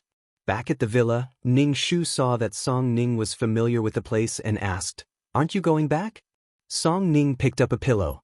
Ning Shu smiled and rolled his eyes. "I can stay as long as I want. If I get tired of you one day, I'll leave." Ning Shu nodded. He pulled off his tie and prepared to go upstairs to take a shower. "Gong Luo, I'm hungry. Cook for me," Ning Shu shouted. "I'm a guest. Do you want me to starve to death?" Ning Shu unbuttoned his shirt and said, "What do you want to eat? Tell Auntie Li. Auntie Li knows how to cook." Song Ning pouted. "I just want to eat what you cook. Forget it, let's not talk about it. You have a heart of stone. No matter how I treat you, you can't feel it. You should be alone for the rest of your life. Don't cry when I leave," Song Ning said fiercely, but her voice was soft. It didn't sound like a threat. Instead, it sounded like sweet coquettishness.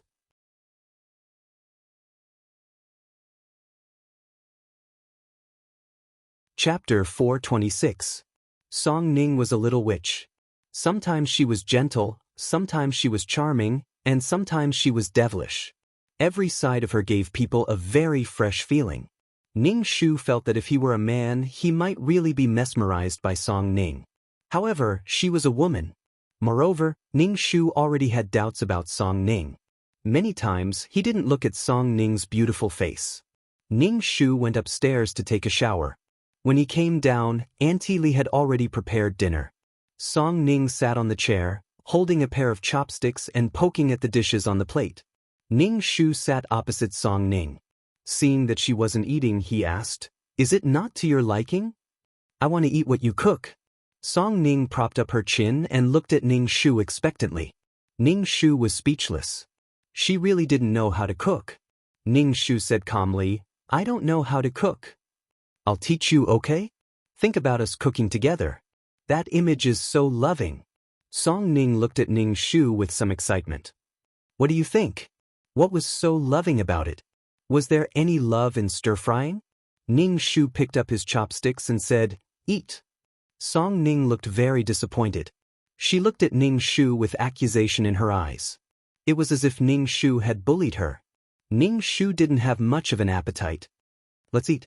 "I have no appetite if you look at me like that," Ning Shu said directly. Enwan's face stiffened. She looked fierce for a moment, then returned to normal. She slammed her chopsticks down on the table and said coldly, "Gong Luo, do you think that just because I like you and I love you, you can trample on my feelings and hurt me as you wish?" Ning Shu shook his head and said, "I don't think so." In the face of such a situation, she didn't accept it as true respect. Damn it, why did this kind of love matter make him so irritated? I love you, you love him, he loves her, she loves him, he loves her, and she loves him. His affairs are really annoying. And Ning Shu was also annoyed that Song Ning always talked about love. Even if Song Ning really loved Gong Luo, it was still annoying. Perhaps it was because her soul was that of a woman, and she was of the same gender as Song Ning. Perhaps men liked this method. This Song Ning really needed to make people happy. Song Ning saw that the man in front of her had a cold expression. It was as if he was indifferent to her words. Song Ning had accumulated a lot of anger in her heart. At this moment, she exploded. Song Ning stood up abruptly, causing the chair behind her to fall to the ground. Her face was ashen as she placed her hands on the table. Ning Shu roared, "Will it kill you to pay attention to me?" Song Ning was really pissed off. Ning Shu stood up and said calmly, "I don't know what I want. Things like love have to be done slowly. Why are you in such a hurry?" Song Ning wanted to slap him. After such a long time, his affection for her hadn't increased at all. He actually said that it would be done slowly. The fact that his affection for her hadn't increased at all meant that this man didn't like her. "I'm not in a hurry. I just hope that you can occasionally respond to my feelings." After saying this, Song Ning felt a little defeated. "I know now that no matter what I do, you won't fall in love with me." Song Ning turned and walked towards the door. Ning Shu hurriedly stopped Song Ning. "It's so late. Where are you going?" Song Ning said calmly, "Of course I'm going home. I don't want to annoy you here." Song Ning's tears fell. She looked up at Ning Shu. "You heartless guy. I curse you to be alone for the rest of your life." Ning Shu frowned. What was going on? Before Ning Shu could say anything, Song Ning's tears fell. She hugged Ning Shu's waist. She was so strong that Ning Shu took 2 steps back. Song Ning's tears wet Ning Shu's shirt. It was very hot. Ning Shu felt an indescribable pain and sadness in his heart. It was like a thin needle piercing his heart. It was very painful. "Ning Shu, I've done everything I could to make you fall in love with me. Why can't you fall in love with me?" Song Ning's sobbing voice sounded in Ning Shu's arms. Ning Shu felt that he was having a heart attack. Otherwise, he wouldn't be in so much pain. He silently recited the chants of a peerless martial art. Under the effects of the calm aura, he was finally able to suppress the overwhelming pain. But Ning Shu's body was weak. His back was covered in cold sweat. He coldly pushed Song Ning away. But Song Ning hugged Ning Shu's waist tightly. She cried and said, "You've pushed me away countless times. This time, no matter what, I won't let you push me away. Of course, Song Ning hugged Ning Shu tightly. They were inseparable. Ning Shu was speechless. He had never felt so broken before. I won't fall in love with you. No matter what you say, I won't fall in love with you. I will never fall in love with you. Ning Shu's voice was firm. He began to suspect Song Ning's identity. This Song Ning was a mission enforcer. The mission was to make him fall in love with her. But she wasn't the original owner. Of course, he wouldn't fall in love with her. If Song Ning hadn't been so anxious, Ning Shu wouldn't have suspected her. Why? Song Ning's voice was shaking. She looked up at Ning Shu. Why can't I? Song Ning's face was like a lotus petal covered in dew. It was beautiful. It made people feel pity for her. She really was a beautiful woman. She was a woman who could bewitch people. Ning Shu was very glad that he had stayed calm. If he hadn't, he would have become a tool for this woman to complete her mission. Ning Shu looked at Song Ning carefully. Her eyes were full of love and affection, but deep down, they were cold. But I gave you my heart. Why can't you love me? Gong Luo, I can't live without you. Song Ning cried pitifully. She grabbed Ning Shu's shirt. She was sincere. She was sincere. Ning Shu couldn't feel Song Ning's sincerity. If he didn't have sincerity, what right did he have to ask others to give their sincerity? It wasn't just love. Even making friends required sincerity. Sincerity was for sincerity. Schemes were for schemes. Ning Shu pushed Song Ning away, and Song Ning fell to the ground. She lowered her head and cried, and a fierce look flashed across her eyes. Song Ning stood up. Ning Shu asked, Can I ask you, why can't you love me? Am I not beautiful enough? Am I not good enough? Song Ning moved closer to Ning Shu. She stood on her tiptoes. Ning Shu breathed out. There has to be a reason. There has to be a reason why you can't love me. Ning Shu could even smell the fragrance coming from Song Ning's mouth. When he smelled it, Ning Shu felt his brain slow down. The blood in his body boiled. He looked at the face that was close to him. His eyes focused on Song Ning's red lips. Ning Shu slowly lowered his head. His target was Song Ning's lips. That red was what he had wanted all his life. Song Ning closed her eyes. Her eyelashes were wet with tears. She raised her head to welcome Ning Shu. Chapter 427. Ning Shu felt as if he had been bewitched. He crazily wanted the woman in front of him. His body was tense. Looking at the face so close to him, he thought, this is a woman. A woman. He wants to kiss a woman. Ning Shu's heart was roaring. He felt as if his worldview had been shattered. Ning Shu had never met a mission enforcer like this. She was so good at bewitching people. Ning Shu moved closer to Song Ning's face. He tilted his head and whispered into Song Ning's ear, You are so beautiful. Song Ning's lips curled up into a smile. She was so beautiful. She was practically the best in the world. Ning Shu said, But I like men. Ning Shu pushed Song Ning away. He held back his feelings and said, I like men. Song Ning was speechless. Song Ning looked as if she had been struck by lightning. She was petrified. She didn't recover for a long time. Finally, she pointed at Ning Shu. You. Suppressing the desire in his body, Ning Shu smiled calmly. I like men. That's impossible. Song Ning shook her head. You can't like men. That's impossible. Song Ning's expression was ferocious. She grabbed Ning Shu's shirt collar. You can't like men. Ning Shu said calmly, I can always fall in love with you. Fall in love with you. Song Ning's expression was dark and ferocious. She grabbed Ning Shu's collar and gritted her teeth. You fucking gay. Why didn't you tell me you liked men? No, men can't be indifferent to me.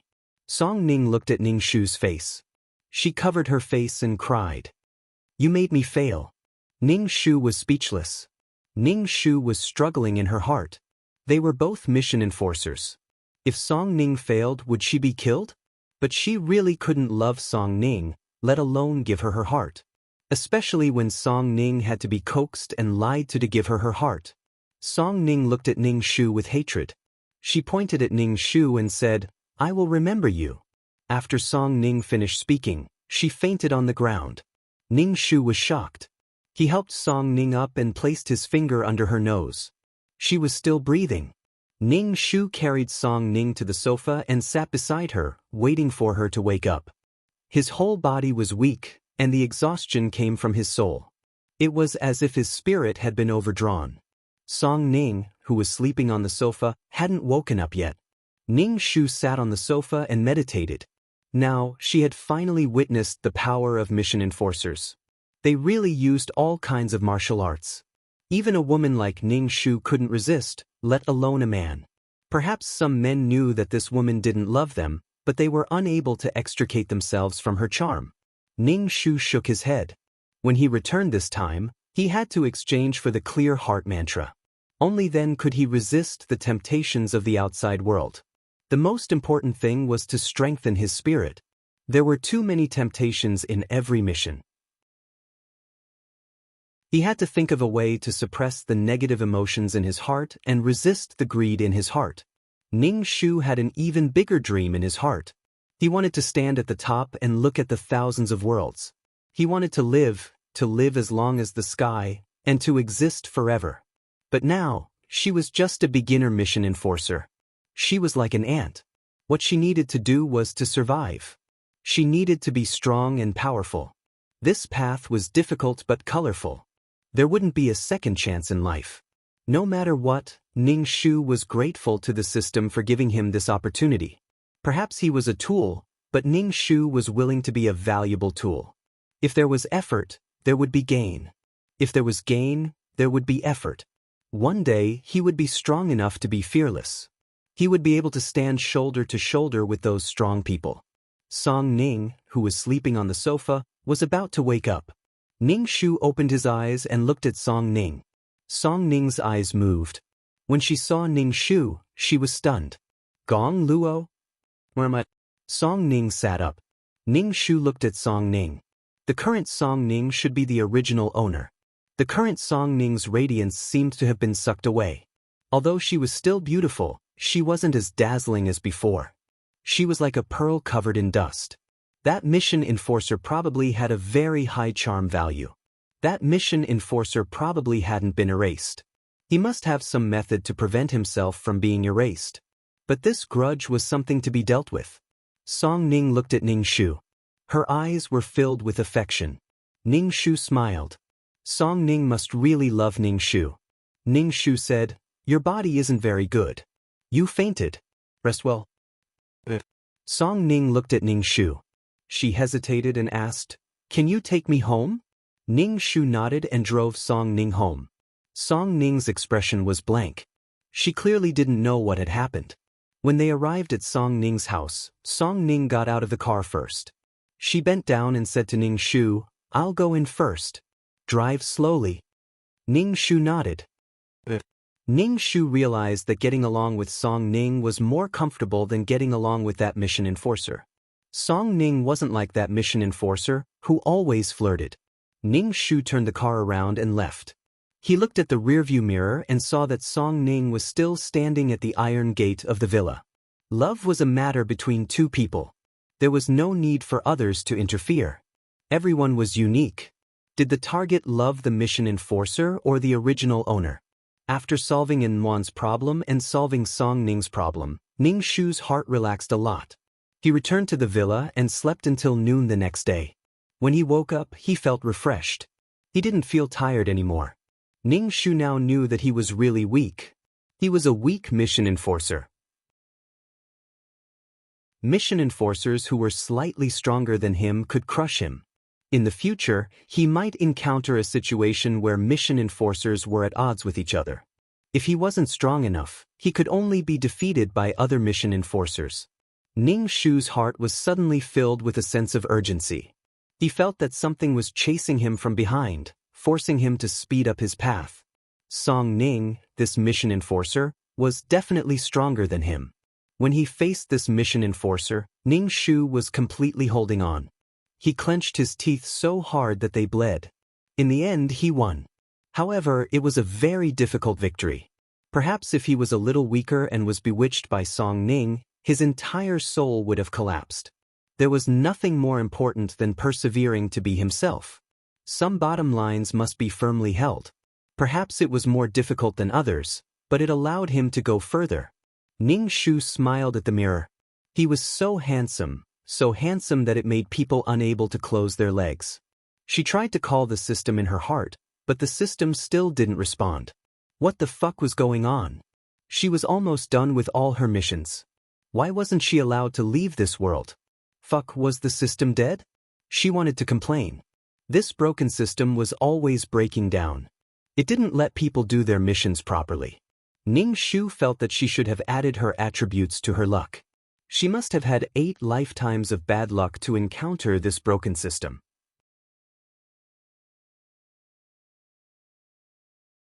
Chapter 428. Since the system didn't respond, Ning Shu had to continue staying in this world. Ning Shu wondered if he would have to stay in this world for the rest of his life. The more he thought about it, the more he despised this broken system. Ning Shu still paid more attention to Zhong Jingbin and Enwan's relationship. The two of them were so sweet that others were envious of them. They all said that Zhong Jingbin, the playboy, had changed his mind. Zhong Jingbin's heart was all on Enwan. Although Zhong Jingbin's previous girlfriends came to cause trouble, Zhong Jingbin solved them all. Although there were some conflicts, overall, it was very sweet.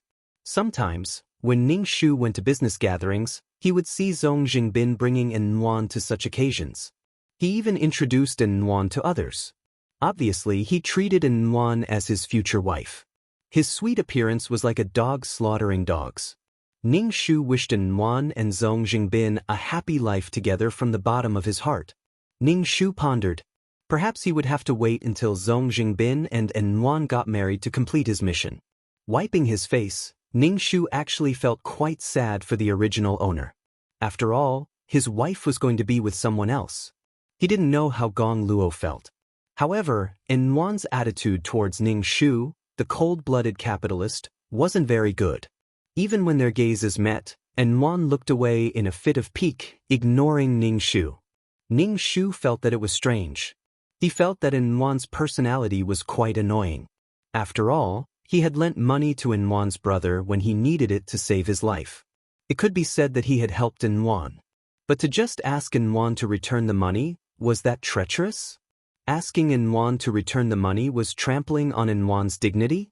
In such an occasion, Ning Shu didn't even greet Zhong Jingbin. He didn't want to have anything to do with these people at all. The business deal he discussed with Zhong Jingbin previously also fell through. Luckily, Ning Shu found other business partners. Actually, Zhong Jingbin came to the Gong Corporation to discuss business only to meet Enwan. Business was a small matter. Anyway, after meeting Enwan, the man only had Enwan left in his life. He could give up on his business. It wouldn't collapse anyway. Dating was the most important thing. Ning Shu walked out of the banquet hall. When he was about to leave, a figure bumped into Ning Shu's arms. Before Ning Shu could do anything, the woman fell to the ground first. Ning Shu took a closer look. It was Enwan in a gown. Enwan was very beautiful in a gown, but now Enwan's expression was very sad. Seeing that it was Ning Shu, she got up from the ground and cried as she said to Ning Shu, "President, help me." There were tears on Enwan's face. She looked like she had been hurt. Ning Shu was speechless. Ning Shu felt stifled, but he still had to keep a smile on his face. He turned around and left. At this moment, the sound of footsteps came from the other side. Enwan wiped her tears and hugged Ning Shu's arm. Ning Shu wanted to shake Enwan off without thinking, but Enwan hugged him very tightly. Ning Shu couldn't shake her off at all. He looked up and saw Zhong Jingbin running over angrily. Especially when he saw that Enwan was holding onto Ning Shu's arm, his face turned even colder. "Enwan, come here," Zhong Jingbin said coldly to Enwan. Enwan hugged Ning Shu's arm tightly. Her tears fell like rain. She shook her head and said sadly, "I don't want to go over. Go find your lover. That's all in the past. I only have you in my heart now. Why don't you believe me?" Zhong Jingbin explained. "I never thought of getting back together with my ex-girlfriend. We just hugged like friends. Ning Shu was speechless. Damn it. If you guys want to fight, then fight. Why drag me into it? What about you? You're indeed related to Gong Luo. Zhong Jingbin looked at Ning Shu coldly. His expression was gloomy. I say, you lent me 500,000 yuan just like that. I'm afraid your relationship isn't as simple as a debtor's. You're shameless. What right do you have to frame me? And Wan was so angry that she cried. There's nothing going on between Xiao Gong and me. Zhong Jingbin's heart ached when he saw An Wan like this. However, his anger made his words very hurtful. Are you planning to rekindle your old flame with Gong Luo? Yes. If you can get back together with your ex-lover, why can't I? An Wan said angrily. Xiao Gong, please take me away. An Wan begged Ning Shu. I don't want to see this person. Ning Shu, fuck you. He hated this kind of melodramatic scene the most. Zhong Jingbin was so angry that he raised his fist and wanted to punch Ning Shu's face. Ning Shu tilted his head and grabbed Zhong Jingbin's wrist. Then he punched Zhong Jingbin's face. Fuck, I didn't do anything. Why did I become the victim of your emotional conflict? You even want to hit me? Ning Shu was filled with anger. He kicked Zhong Jingbin in the stomach. Zhong Jingbin bent over in pain and held his stomach. The veins on his forehead were popping out. An Wan was so scared that she shouted, "Don't hit me. Please don't hit me." An Wan's voice attracted a lot of people to watch. There were even reporters taking photos. Ning Shu frowned and said in a low voice, "Shut up." An Wan covered her mouth and ran to Zhong Jingbin's side. Her heart ached as she asked, "Zhong Jingbin, are you okay? Are you okay?" Zhong Jingbin suddenly hugged An Wan. An Wan struggled. "You liar, let go of me." Zhong Jingbin's face was bruised by Ning Shu. He grimaced and hugged An Wan like a rascal. Seeing An Wan struggling, he said, "Don't move. I'm in pain. My body is in pain." "Pain, where does it hurt?" An Wan didn't dare to move and asked anxiously. Zhong Jingbin grabbed An Wan's hand and placed it on his heart. "It hurts the most here." "It hurts for you." An Wan suddenly smiled through her tears and asked Zhong Jingbin, "Does it still hurt?" It hurts a lot." There was a sour smell of love. Ning Shu turned and left. He didn't want to see these two crazy people. It really made him unhappy. His existence just now was to make Zhong Jingbin jealous and then fight to show An Wan's charm. It seemed like he wasn't the male lead anymore. It felt like he was a spare tire. Ning Shu felt that it was really funny. An Wan actually asked him to take her away. Where did her confidence come from? Crazy confidence. If you guys love each other, then just love each other. Why did you have to drag others into it? The next day, Ning Shu looked at the newspaper. It was a big headline. The photo was of her fighting with Zhong Jingbin. It said that the CEO of Miyagi Group and the CEO of Ding Feng Group fought over a woman. Moreover, An Wan was also dug up by the media. Her family conditions, work experience, relationship history were all exposed in front of everyone. An Wan was called the modern version of Cinderella by the media. Ning Shu sneered. Crazy. It was just a matter of dating. Did they have to attract so many people's attention? It was probably because every woman was jealous of An Wan. Ning Shu thought that this matter was over.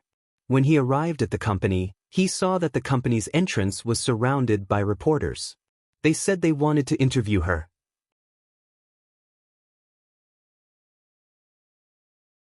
Chapter 429. When the reporters at the entrance saw Ning Shu, they swarmed over and almost stuffed their microphones into Ning Shu's mouth. "Xiao Gong, what's your relationship with An Wan?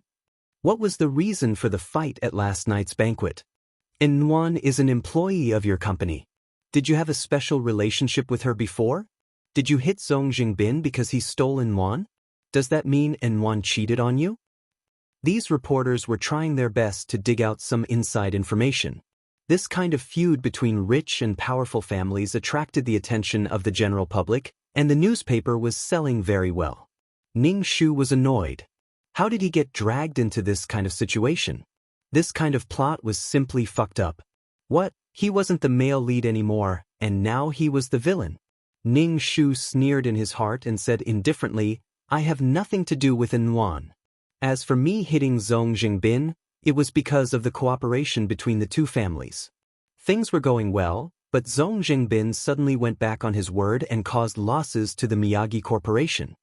The reporter wasn't satisfied with such an answer and asked sharply, Yuan was there at the time, and someone saw Yuan hugging your arm. How do you explain this? Why should I explain? I have a fiancée. She's beautiful and dignified, and has a good family background. Why should I like Yuan who has nothing? Ning Shu sneered. I have nothing to do with Yuan. The security guards pushed the reporters aside and let Ning Shu enter the company. Ning Shu wiped his face. It seemed like he had formed a grudge with Zhong Jingbin. If he were in Zhong Jingbin's position, he would definitely think of ways to destroy the Miyagi Corporation. In the plot, Gong Luo's favorite thing to do was to break the Tianliang Wangpe and cause some companies to go bankrupt.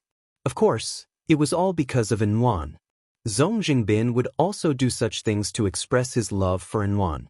Ning Shu held a board meeting and made arrangements in advance to resist the possible economic impact from the Ding Feng Corporation.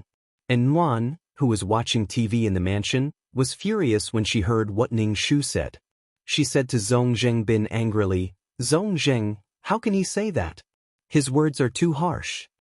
Zhong Jing hugged Yuan and said with a smile, Actually, I'm quite happy that he said that. He can't see how good you are. You're still laughing. Yuan said angrily, he said I have nothing. I don't have a good family background, and I don't have a peerless beauty.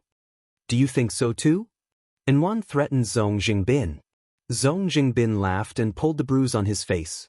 Yuan immediately asked, Are you all right? I'm fine. Zhong Jingbin smiled very sweetly. That's because that guy didn't know how good you are. Luckily, I made the first move. In the future, there will be things that Gong Luo will regret. However, he actually dared to say such things about my woman. He has to pay a price, right? What are you doing? Yuan hugged Zhong Jingbin. Zhong Jingbin patted Yuan's head. It's fine. You don't have to care about this. Yuan, let's get married. Yuan's face showed hesitation, but your parents don't accept me. It's fine. You don't have to care about other things, Zhong Jingbin said with a smile, his peach blossom eyes shining brightly. Yuan met such a pair of eyes, which contained deep affection, doting, and infinite love. Yuan's heart throbbed and she hugged Zhong Jingbin. As Ning Shu expected, Zhong Jingbin made a move against the Gong Corporation and secretly bought a large amount of the Gong Corporation's scattered shares. Ning Shu felt like fucking a dog in his heart. They were going to go against each other just like that. There was no reason at all. Now that the plot had changed, Gong Luo was no longer the male lead. What right did he have such good conditions? These external advantages were to allow Gong Luo to dote on Yuan without restraint. Now that he was no longer the male lead, he still wanted to have such good conditions. This world revolved around Yuan. So the plot now was to let Zhong Jingbin strip Gong Luo of his various halos? It was fine as long as there was a powerful male lead in this world. How could others suppress the male lead? The Gong Corporation's capital was stronger than the Ding Feng Corporation's, but she didn't know why Zhong Jingbin was so confident in going against her. Bewildering confidence. Ning Shu directly retaliated against Zhong Jingbin's attack. Let's see who has more money. If you buy the Gong Corporation's shares, I'll buy your shares. Let's see who wins in the end. If you have the ability, use your money to fight. When dealing with such matters, one had to cut off all means of retreat. Moreover, one had to prevent others from taking advantage of the chaos to take a bite out of it. This made Ning Shu feel a little tired. What Ning Shu didn't expect was that the Song family would actually come to help and support the Gong Corporation at this time. Although the Gong Corporation was sitting steadily on Mount Tai and didn't have any major problems, this timely help made Ning Shu sigh. One had to know that in the plot, the Song family had declined because of Song Ning, and this decline was naturally due to Gong Luo's efforts. But now, the Song family actually came to help at this time. Ning Shu felt pain in Gong Luo's face. His face was swollen from the slap. It seemed that after meeting Yuan, Gong Luo's IQ dropped. However, Ning Shu looked at the proud Song Ning in front of him and said, Thank you for this time. I can still handle it. Song Ning waved her hand and said, We're engaged. It's my duty to help you. Is what you said on TV true? Song Ning supported her chin and looked at Ning Shu. You said that I'm noble and elegant, have a good family background, and look down on an Yuan who has nothing. Is that true? Of course, I'm telling the truth. Ning Shu nodded. Song Ning smiled even more happily. The corners of her mouth curled up. She said proudly, I didn't know that you liked me before. If you like me, just say it. Ning Shu was speechless. So all the young ladies were so arrogant? I persuaded my father to help you this time. Shouldn't you treat me to a meal? Song Ning said to Ning Shu. Ning Shu nodded. He should treat Song Ning to a meal. However, when they arrived at the restaurant, they met Zhong Jingbin and Yuan. And Ning Shu's reservation was right next to theirs. Enemies were bound to meet on a narrow road. Song Ning greeted them graciously. Hi, how are you? Yuan looked at Song Ning. She thought about how Gong Luo praised Song Ning on TV as noble and elegant, beautiful and elegant, and had a good family background. So when Yuan looked at Song Ning now, she couldn't help but feel a little jealous and inferior. Yuan actually cared a lot about Gong Luo's words. There was a period of time when Yuan almost fell for this noble and arrogant man. When she borrowed money from him, he did. Yuan thought that the CO was a gentle person, but in the end, she found out that he was actually a cold-blooded and heartless person. What Yuan couldn't stand the most was Gong Luo's evaluation of her. He said that she had nothing. This cold-blooded person had nothing. He only had money in his life. He had nothing. He was so poor that he only had money.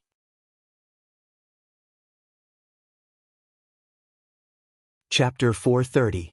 Ning Shu pulled out a chair for Song Ning. Song Ning thanked Ning Shu with a smile and sat down. Then, Ning Shu sat opposite Song Ning. He let Song Ning order first when it came to food. Yuan watched from the side and felt that Gong Luo was really gentle to Song Ning. Zhong Jingbin saw Yuan staring at the man and was a little unhappy. He said, Your husband is here. Yuan smiled sweetly at Zhong Jingbin and fed him a piece of steak with her fork. Ning Shu watched from the side and felt his teeth ache. They were still showing off their love in this kind of situation. Song Ning saw this scene and smiled without saying anything. Xiao Gong, I didn't expect to meet you here. Zhong Jingbin raised his wineglass to Ning Shu. Ning Shu raised his wineglass with a cold expression and returned the toast. He said indifferently, I didn't expect it either. I'm serious. I've never seen such a thick-skinned woman. No, I should say that she's ungrateful. Ning Shu looked at Yuan. You really want to see the world in chaos. Zhong Jingbin frowned. Xiao Gong, be careful with your words. Ning Shu looked at Yuan and said, When your brother was sick, I lent you money.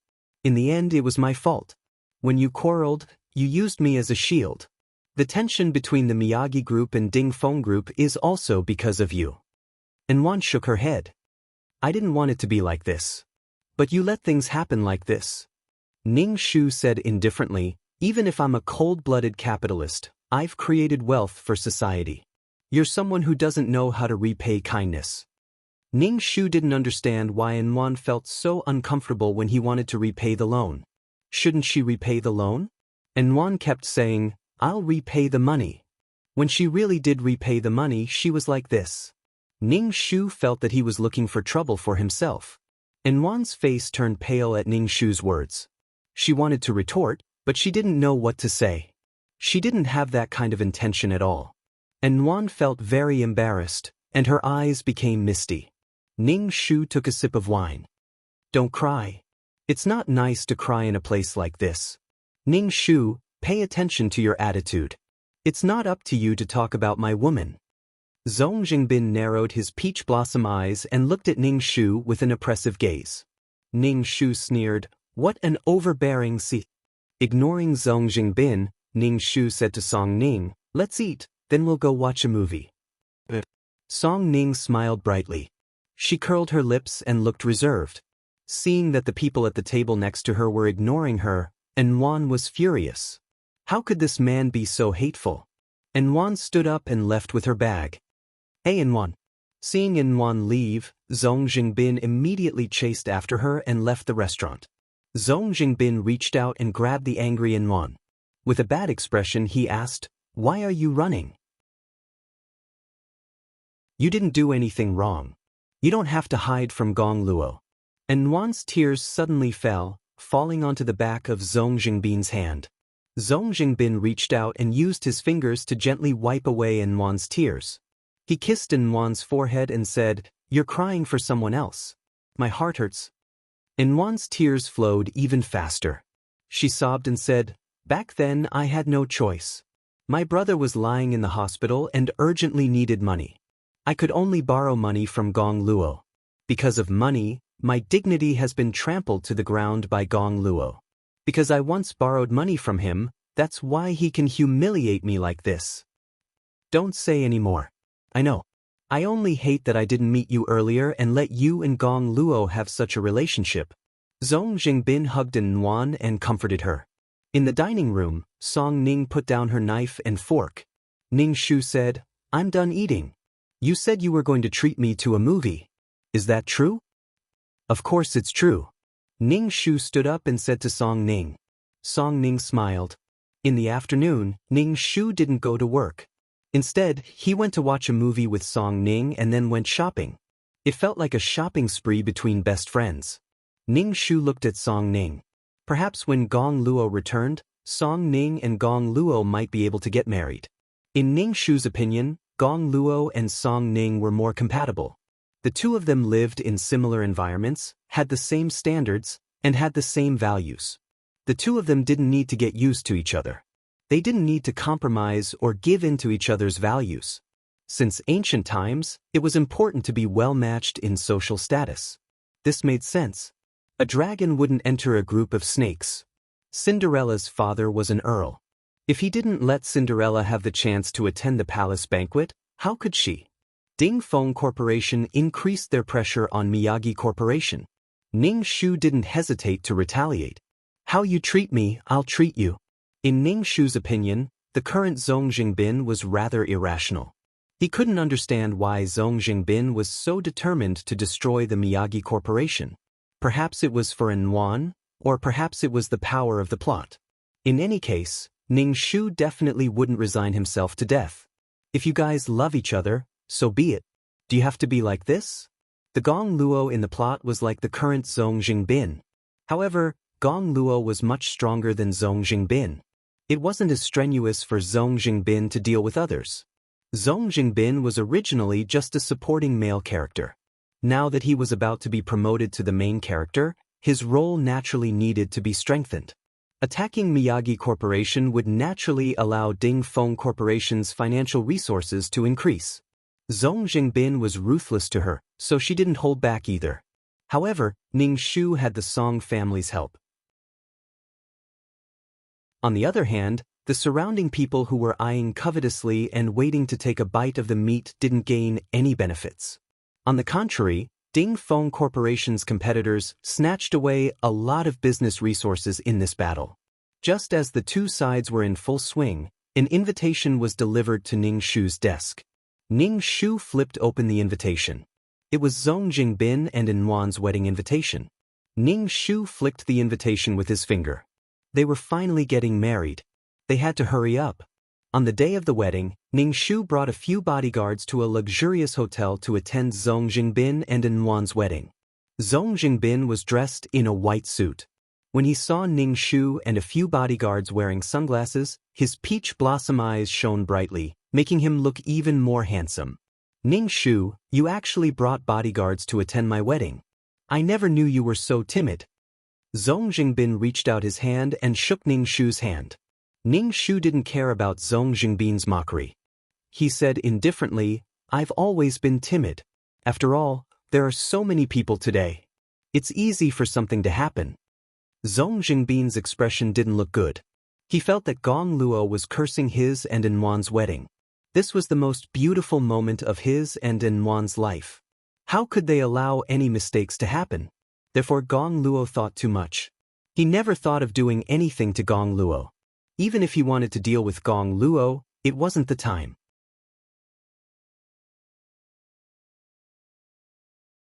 Chapter 431. Zhong Jingbin and Inwan's wedding was very grand, attracting the attention of the entire W city. Many reporters were taking pictures everywhere. Moreover, those who attended the banquet were all political and business celebrities. Everyone present was not simple.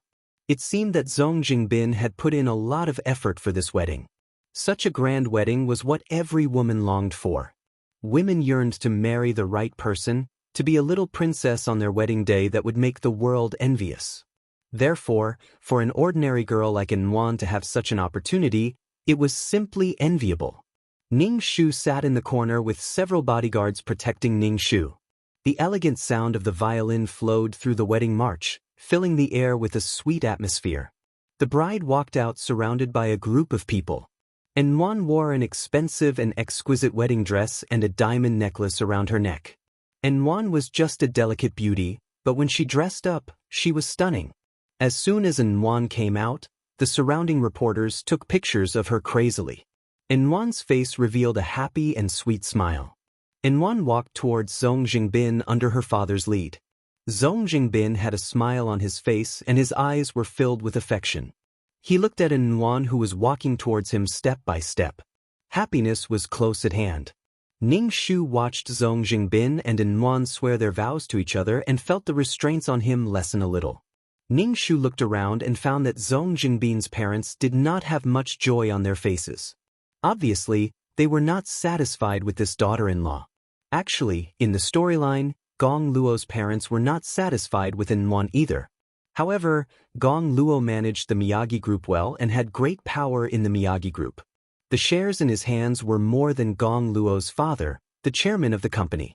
Gong Luo was considered to have grown up and his parents could not do anything to him.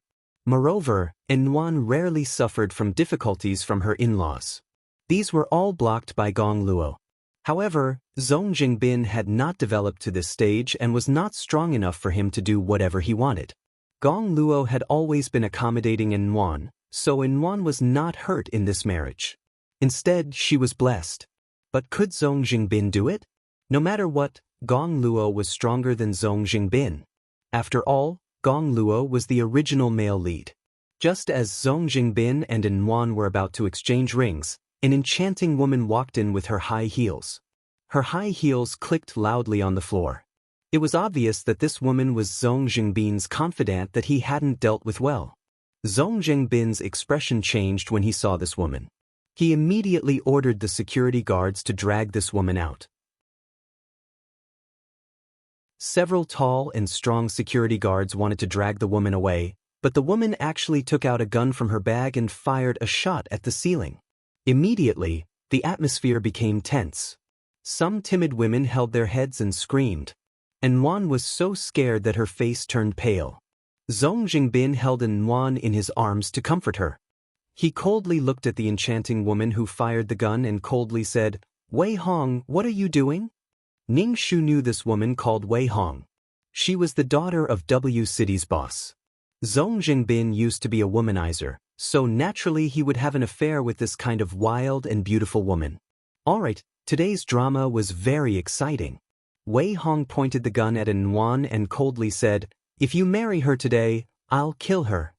Inwan was so scared that her body trembled. Zhong Jingbin stood in front of Inwan and coldly said to Wei Hong, "Then you can kill me first. You know I can't bear to kill you. Get out of the way." Wei Hong's face was livid. The guests who came to attend the banquet were all evacuated. Wei Hong didn't care about these people. Her target was Inwan. Ning Shu left the hotel under the protection of several bodyguards. Before he left, he gave Zhong Jingbin a look that said, "Good luck." Zhong Jingbin's face was livid when he received Ning Shu's look. He even thought that Wei Hong was sent by Gong Luo. Noticing that Inwan was trembling behind him, Zhong Jingbin's eyebrows were full of heartache and pity. His eyes were extremely cold when he looked at Wei Hong, which made Wei Hong's sad and indignant heart feel even worse. She and Zhong Jingbin had that kind of relationship. They were good at playing and were friends with benefits. But when it came to bed, women fell in love more easily than men. For this grand wedding to end so anticlimactically, it was simply a joke. Ning Shu's expression was indifferent, but he was gloating in his heart. Love dies quickly. The next day, Ning Shu woke up early in the morning and opened the entertainment newspaper. The headline was indeed about the wedding yesterday. Wei Hong shot and injured Zhong Jingbin. Wei Hong's target was Yuan, but she didn't expect Zhong Jingbin to take the bullet for Yuan. When Wei Hong was in a daze, she was restrained by the security. Now, Wei Hong was still locked up in the police station, and Zhong Jingbin was lying in the hospital. No one knew if he was dead or alive. Ning Shu shrugged his shoulders. He didn't sympathize with him at all. Who asked you to be a playboy and couldn't control your lower body? You also didn't handle your relationship with your previous woman well. Now that something like this happened, you reaped what you sowed. Playing with feelings was the easiest way to get burned. There were also some bad tabloids that said that the Zhong Jingbin family was going to divorce their daughter-in-law, Yuan, and something like this happened on the first day of their marriage. They even listed Zhong Jingbin and Yuan's birth characters seriously, saying that the two of them were incompatible. But yesterday's wedding incident increased the sales of these newspapers by a lot. Ning Shu put the newspaper aside. Although the wedding didn't go well, Yuan and Zhong Jingbin were officially husband and wife. After all, the two of them had already gotten their marriage certificate. He just didn't know if they would hold another wedding after this failure. Even if they did, would anyone attend? It was a terrible start to a marriage. While Zhong Jingbin was in the hospital and no one knew if he was dead or alive, Ning Shu shamelessly kicked him when he was down and increased his actions against the Ding Feng Corporation. If he didn't take action now, was he going to wait until Zhong Jingbin recovered to fight him? Take your life while you're sick. Under Ning Shu's suppression, the Ding Feng Corporation's sales dropped a lot, and a few of their international cooperation projects were snatched away. Zhong Jingbin's father even came to look for Ning Shu and asked Ning Shu not to be so ruthless. Otherwise, it wouldn't be good for anyone to fight to the death. Ning Shu sneered. Zhong Jingbin had always been the one who provoked him, and it was also Zhong Jingbin who made the first move. Now they were criticizing him. Ning Shu didn't even care about the people from the Ding Feng Corporation. Ning Shu went to the hospital to visit Zhong Jingbin. He was lucky that nothing happened to him, and Yuan was taking care of him closely. It seemed that the relationship between the two of them wasn't affected by this incident. Instead, after experiencing life and death, they became even more determined. Ning Shu lit a candle for Zhong Jingbin in his heart. If he hadn't risked his life to take the bullet for Yuan and proved his love for her, would Yuan forgive Zhong Jingbin so easily? If Zhong Jingbin hadn't been shot, Yuan wouldn't have forgiven Zhong Jingbin at all, especially after such a thing happened at the wedding. Zhong Jingbin used his injury to exchange for Yuan's forgiveness.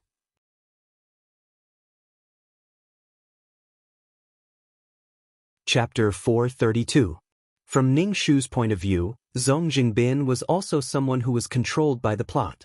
He was willing to do anything for Yuan. It was definitely true love.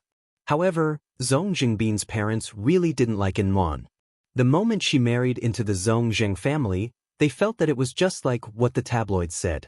Their birth characters were incompatible. Otherwise, this wouldn't have happened. The elders of the Zhong Zheng family chose to forget that it was all because of the conflict between Zhong Jingbin and Wei Hong. They completely let the weak Yuan take the blame. Who asked Yuan to have nothing? Ning Shu smiled faintly. This was the real life of a rich family. If one didn't have the ability, they wouldn't even have a place to stand in the family. When the rich enjoyed the best quality of life, they put in more effort and pressure than ordinary people. This was very fair.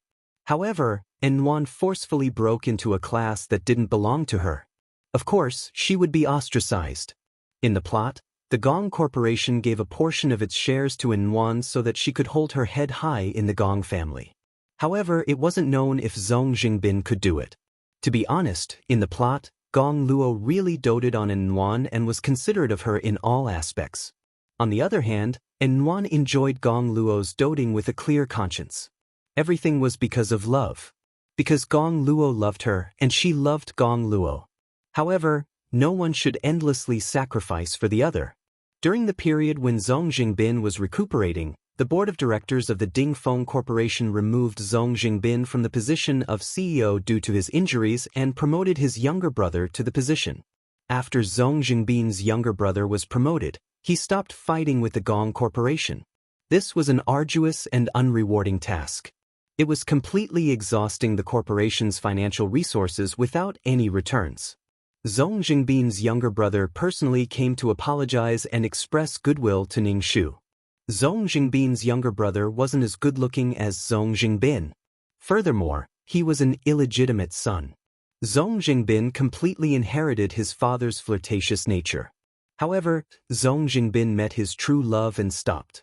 However, Zhong Jingbin's father didn't meet his true love. He had many illegitimate sons and daughters. It was said that the youngest one was still in his arms for vaccination.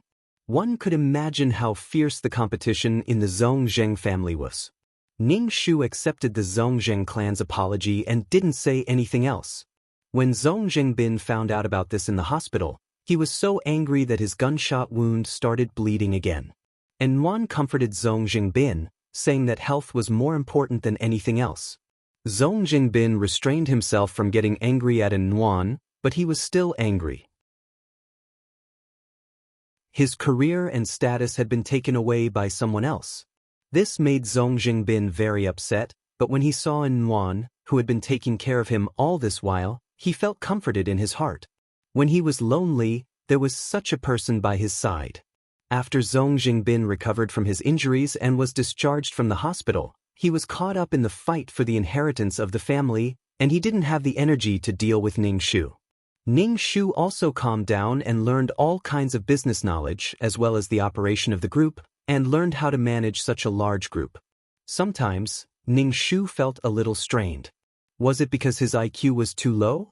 In the future, he needed to add more attribute points to his wisdom, but he couldn't fall behind in martial arts. This was something that could protect his life, so he couldn't fall behind. Ning Shu paid a little attention to the Zhong clan. Now, the Zhong clan was really lively, with all kinds of feuds, love, and family members being tortured by power and money. Zhong Jingbin wanted to regain control of the group, but how could his newly appointed brother hand it over obediently? People from all walks of life were sinister, and they wore all kinds of masks, making it impossible for people to distinguish them. Everyone had their own selfish motives and goals, which made the situation of the Zhong clan seem very strange. He just didn't know if Wan could adapt to such a complicated life of a rich family. Ning Shu felt that with Wan's simple mind, she would definitely be used by others. Wan was the daughter-in-law of the Zhong clan, the wife of the first successor, so many people had their eyes on her. Such a tiring life would exhaust Wan mentally and physically. She had to beat around the bush when she spoke, and she also had to think about the meaning of other people's words. Just thinking about it made him feel tired for Wan. Ning Shu sometimes saw Wan when he attended business banquets. There was fatigue between her eyebrows, and even the exquisite makeup couldn't hide this tiredness. She tried her best to talk to the other rich ladies elegantly, and she was also very careful with her words. This Wan was no longer the lucky girl in the plot who was pampered to the heavens by Gong Luo. Although Zhong Jingbin loved her, he was busy fighting for his own power. Once he was trapped, he could only fight to the death. Now, Wan had to help Zhong Jingbin fight for resources and connections, so that Zhong Jingbin could win the battle for the successor. Ning Shu shrugged. Why didn't Wan say that Zhong Jingbin only had power in his heart now? Thinking about how Wan accused him of being a cold-blooded capitalist who only had money in his heart, Ning Shu wanted to laugh. Wan turned her head and met Ning Shu's eyes. Ning Shu raised his wine glass to Wan. Wan hesitated and was about to walk towards Ning Shu, but Ning Shu turned and left. He didn't want to have anything to do with Wan at all. Wan stared at the man's back, her face turning purple. Suddenly she felt like crying. She was really tired. Sometimes she couldn't understand Zhong Jingbin's actions. Wan wanted Zhong Jingbin to give up such a fight and live an ordinary life. It was better than this endless fight. But every time she said something like this, Zhong Jingbin would be very angry. He would hug her and tell her that it would be fine in the future, that it would be fine when we win. But when would that be? Wan couldn't see the end of it. Wan worked hard to learn how to help Zhong Jingbin, But this kind of life made Nguyen feel very lost and empty. Brocade clothes, branded bags, luxury cars to send her when she went out, and a nanny to wait on her at home. But Nguyen felt that she shouldn't live such a life. She shouldn't immerse herself in such an endless fight. Ning Shu didn't care about what Nguyen did. After a period of practice and hard work, Ning Shu became more and more familiar with managing the Miyagi group. Sure enough, it was better to learn more and think more. Sometimes, Ning Shu had to work until 2 in the morning. Ning Shu wasn't as smart as Gong Luo. In order to not appear unprofessional and inexperienced in front of his subordinates and the board of directors, he really put in a lot of effort. Ding, mission completed. Leaving the character world. 2333, who had disappeared for a long time, finally spoke. Ning Shu first sneered, then his head buzzed. When he opened his eyes, he was already in the system space. Looking at the familiar decorations, Ning Shu let out a sigh of relief. He was afraid that he would really stay in the mission world, and that it was a man's body. Ning Shu looked down and saw that his soul was so thin and transparent that it was about to dissipate. He was shocked. His soul was already relatively strong, but he had never done a mission to the point where his soul was about to disappear. Right now, his soul would probably dissipate with the wind.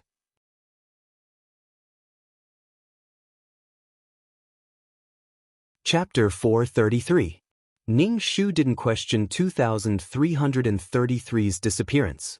Instead, she sat down and absorbed the materials in the dimension to strengthen her soul. Ning Shu was almost scared to death by how thin her soul was. The state of her soul was even worse than when she first entered the system after her death. Ning Shu couldn't figure out why this mission was so harmful to her soul. After cultivating for a long time, Ning Shu's soul finally grew stronger. Ning Shu opened her eyes and saw that her soul had become stronger. She let out a sigh of relief and began to fire at 2333. Where the hell did you go? Ning Shu's tone was very unpleasant. She must have been sent to the wrong place. She became a man again. 2333 quickly said, "Listen to me, I can explain. I really can explain." Ning Shu, listen to me, Ning Shu? Degree. Why don't you explain yourself? I think I was sent to the wrong place again. I think there's a bug in my system. Or maybe it was invaded by a virus. I asked the system to repair my Cortex Prime. That's why I haven't been here for a while. Can you understand me? Fuck, I left her alone in the quest world. She called out to me but there was no response. I thought she would be trapped in the quest world forever. Can you understand me? Ning Shu said calmly, if there are so many problems, why don't you just reformat it? There's nothing wrong with it. Ning Shu suspected that 2333 was playing dead on purpose. Sob. How could you be so cruel? 2333 cried. Ning Shu felt helpless and said to 2333, I met a quest enforcer this time. She's very strong. And this quest enforcer wanted my heart.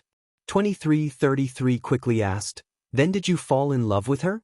Did you give her your heart? How can that be? How can I fall in love with a woman? Ning Shu said angrily. It's good that you didn't. 2333 sighed. Ning Shu was puzzled and asked, is there a problem? Some quest takers don't just want to earn more points. They also want to earn some extra money after entering a quest world. They want to get as many resources as possible. 2333 said. As for the quest taker, you have to know that the power of a person's heart is very strong, especially a pure heart of true love. It is very beneficial for the quest taker. The stronger a person is, the purer and stronger their heart of true love. 2333 explained. Ning Shu was even more puzzled. Is that even possible? As long as the quest taker did not destroy the realm, some things are not easy to verify. It all depends on the mind of the quest taker. Since the quest taker was able to obtain the heart of true love, it is also considered a skill, 2333 said calmly. Ning Shu made an oath sound. A man who was deceived was truly miserable. Amitba, but one was willing to be beaten and the other was willing to be beaten. Then why did my soul power consume so much this time? Ning Shu asked. It should be that the quest taker had some kind of item. When you resisted this kind of power, it consumed your own soul power, so your soul power is almost depleted. 2333 said with some disappointment. Hurry up and get stronger. In the future, you will meet all kinds of quest takers and all kinds of quest takers. You are so weak you will be killed by others. I'm working hard. Ning Shu said, I can't become strong all of a sudden. Do you think I'm not anxious? 2333 said, you are too inflexible. You don't know how to be flexible. Others are working hard to obtain resources from quests. Look at you, each quest only gives you a little points and attribute points. There is nothing else. Okay, I'll work hard. Ning Shu nodded. If I encounter any treasures, I will definitely take them. Sigh, that's true. There are no treasures in this low-level realm. Take it slow. Ning Shu, don't be anxious. Take it one step at a time. 2333 comforted Ning Shu. Ning Shu took a deep breath. Yes, I can't rush for quick success. If I lose my calm, it will be easy to cause problems. How am I going to complete the quest? How am I going to survive? Ning Shu now felt a little anxious. It was because in this quest, he encountered a powerful quest taker. He had almost no power to resist. This made Ning Shu feel a little helpless and panicked. Feeling a little tired, Ning Shu didn't care about it. He lay on the bed and slept. Negative emotions must be removed. The system space was quiet. Everything was still here and there was no flow of time. After sleeping for an unknown amount of time, Ning Shu woke up and stretched her body. 2333, look at the mission points this time. Ning Shu said. Immediately, Ning Shu's attribute panel appeared in front of him. Serial number 23333 name, Ning Shu, beginner quest taker, age, 27 points, 250, 000, 150000 soul, 200 HP, 60 wisdom, 100 charm, 3 luck, 34 spirit, 120 martial strength, 55 faith, 15 aptitude, 26 merit, 351 skills, 5th ring shooting technique, trash fighting technique, beginner peerless martial arts, beginner level business management knowledge honorary title, goddess of war, selfless ancestor aura, mother of the world, queen's blessing, sister model worker, Qinshi's blessing, leader's aura, grass. Blessing, completed Gong Luo's wish. Quest completion progress, 100. Obtained 150,000 points and 25 attribute points. Ning Shu was quite satisfied. He obtained 150,000 points and also obtained beginner-level business management knowledge. It was always good to have one more skill. Learning more knowledge was always good. What Ning Shu didn't expect was that this time, his faith increased by 5 points and there was also a merit point. Ning Shu suspected that this merit point was because he borrowed money to save Nuan's brother. Anyway, he couldn't figure it out. 2333, where did this faith come from? Ning Shu asked. When someone believes in you, it will naturally provide you with faith. Faith is also a pure and powerful spiritual power. It's a good thing. 2333 explained, but very few low-level quest takers can get faith. You're not bad. Ning Shu didn't know what benefits faith had, but if 2333 said it was a good thing, then it was a good thing. Sure enough, people should do more good deeds. If it was within his power, then he should do as much as he could. This faith probably came from the primitive society. After all, she became the ancestor of a tribe, the first leader. When the tribe sacrificed, they had to kneel and worship her. That should be how faith was produced. There's probably also the princess's world. After all, someone made a statue of you. It should be able to produce a small trace of faith. 2333 said, You are the goddess of war. The title of Goddess of War was quite embarrassing. You're tuning in to the Passion Pages YouTube channel. We're so grateful for your support and don't forget to subscribe to join us on this incredible journey through captivating stories. Your generosity through donations truly makes a world of difference, as it's the primary source of revenue that allows me to expand and enhance this channel for you. Thank you from the bottom of my heart for being a part of this adventure.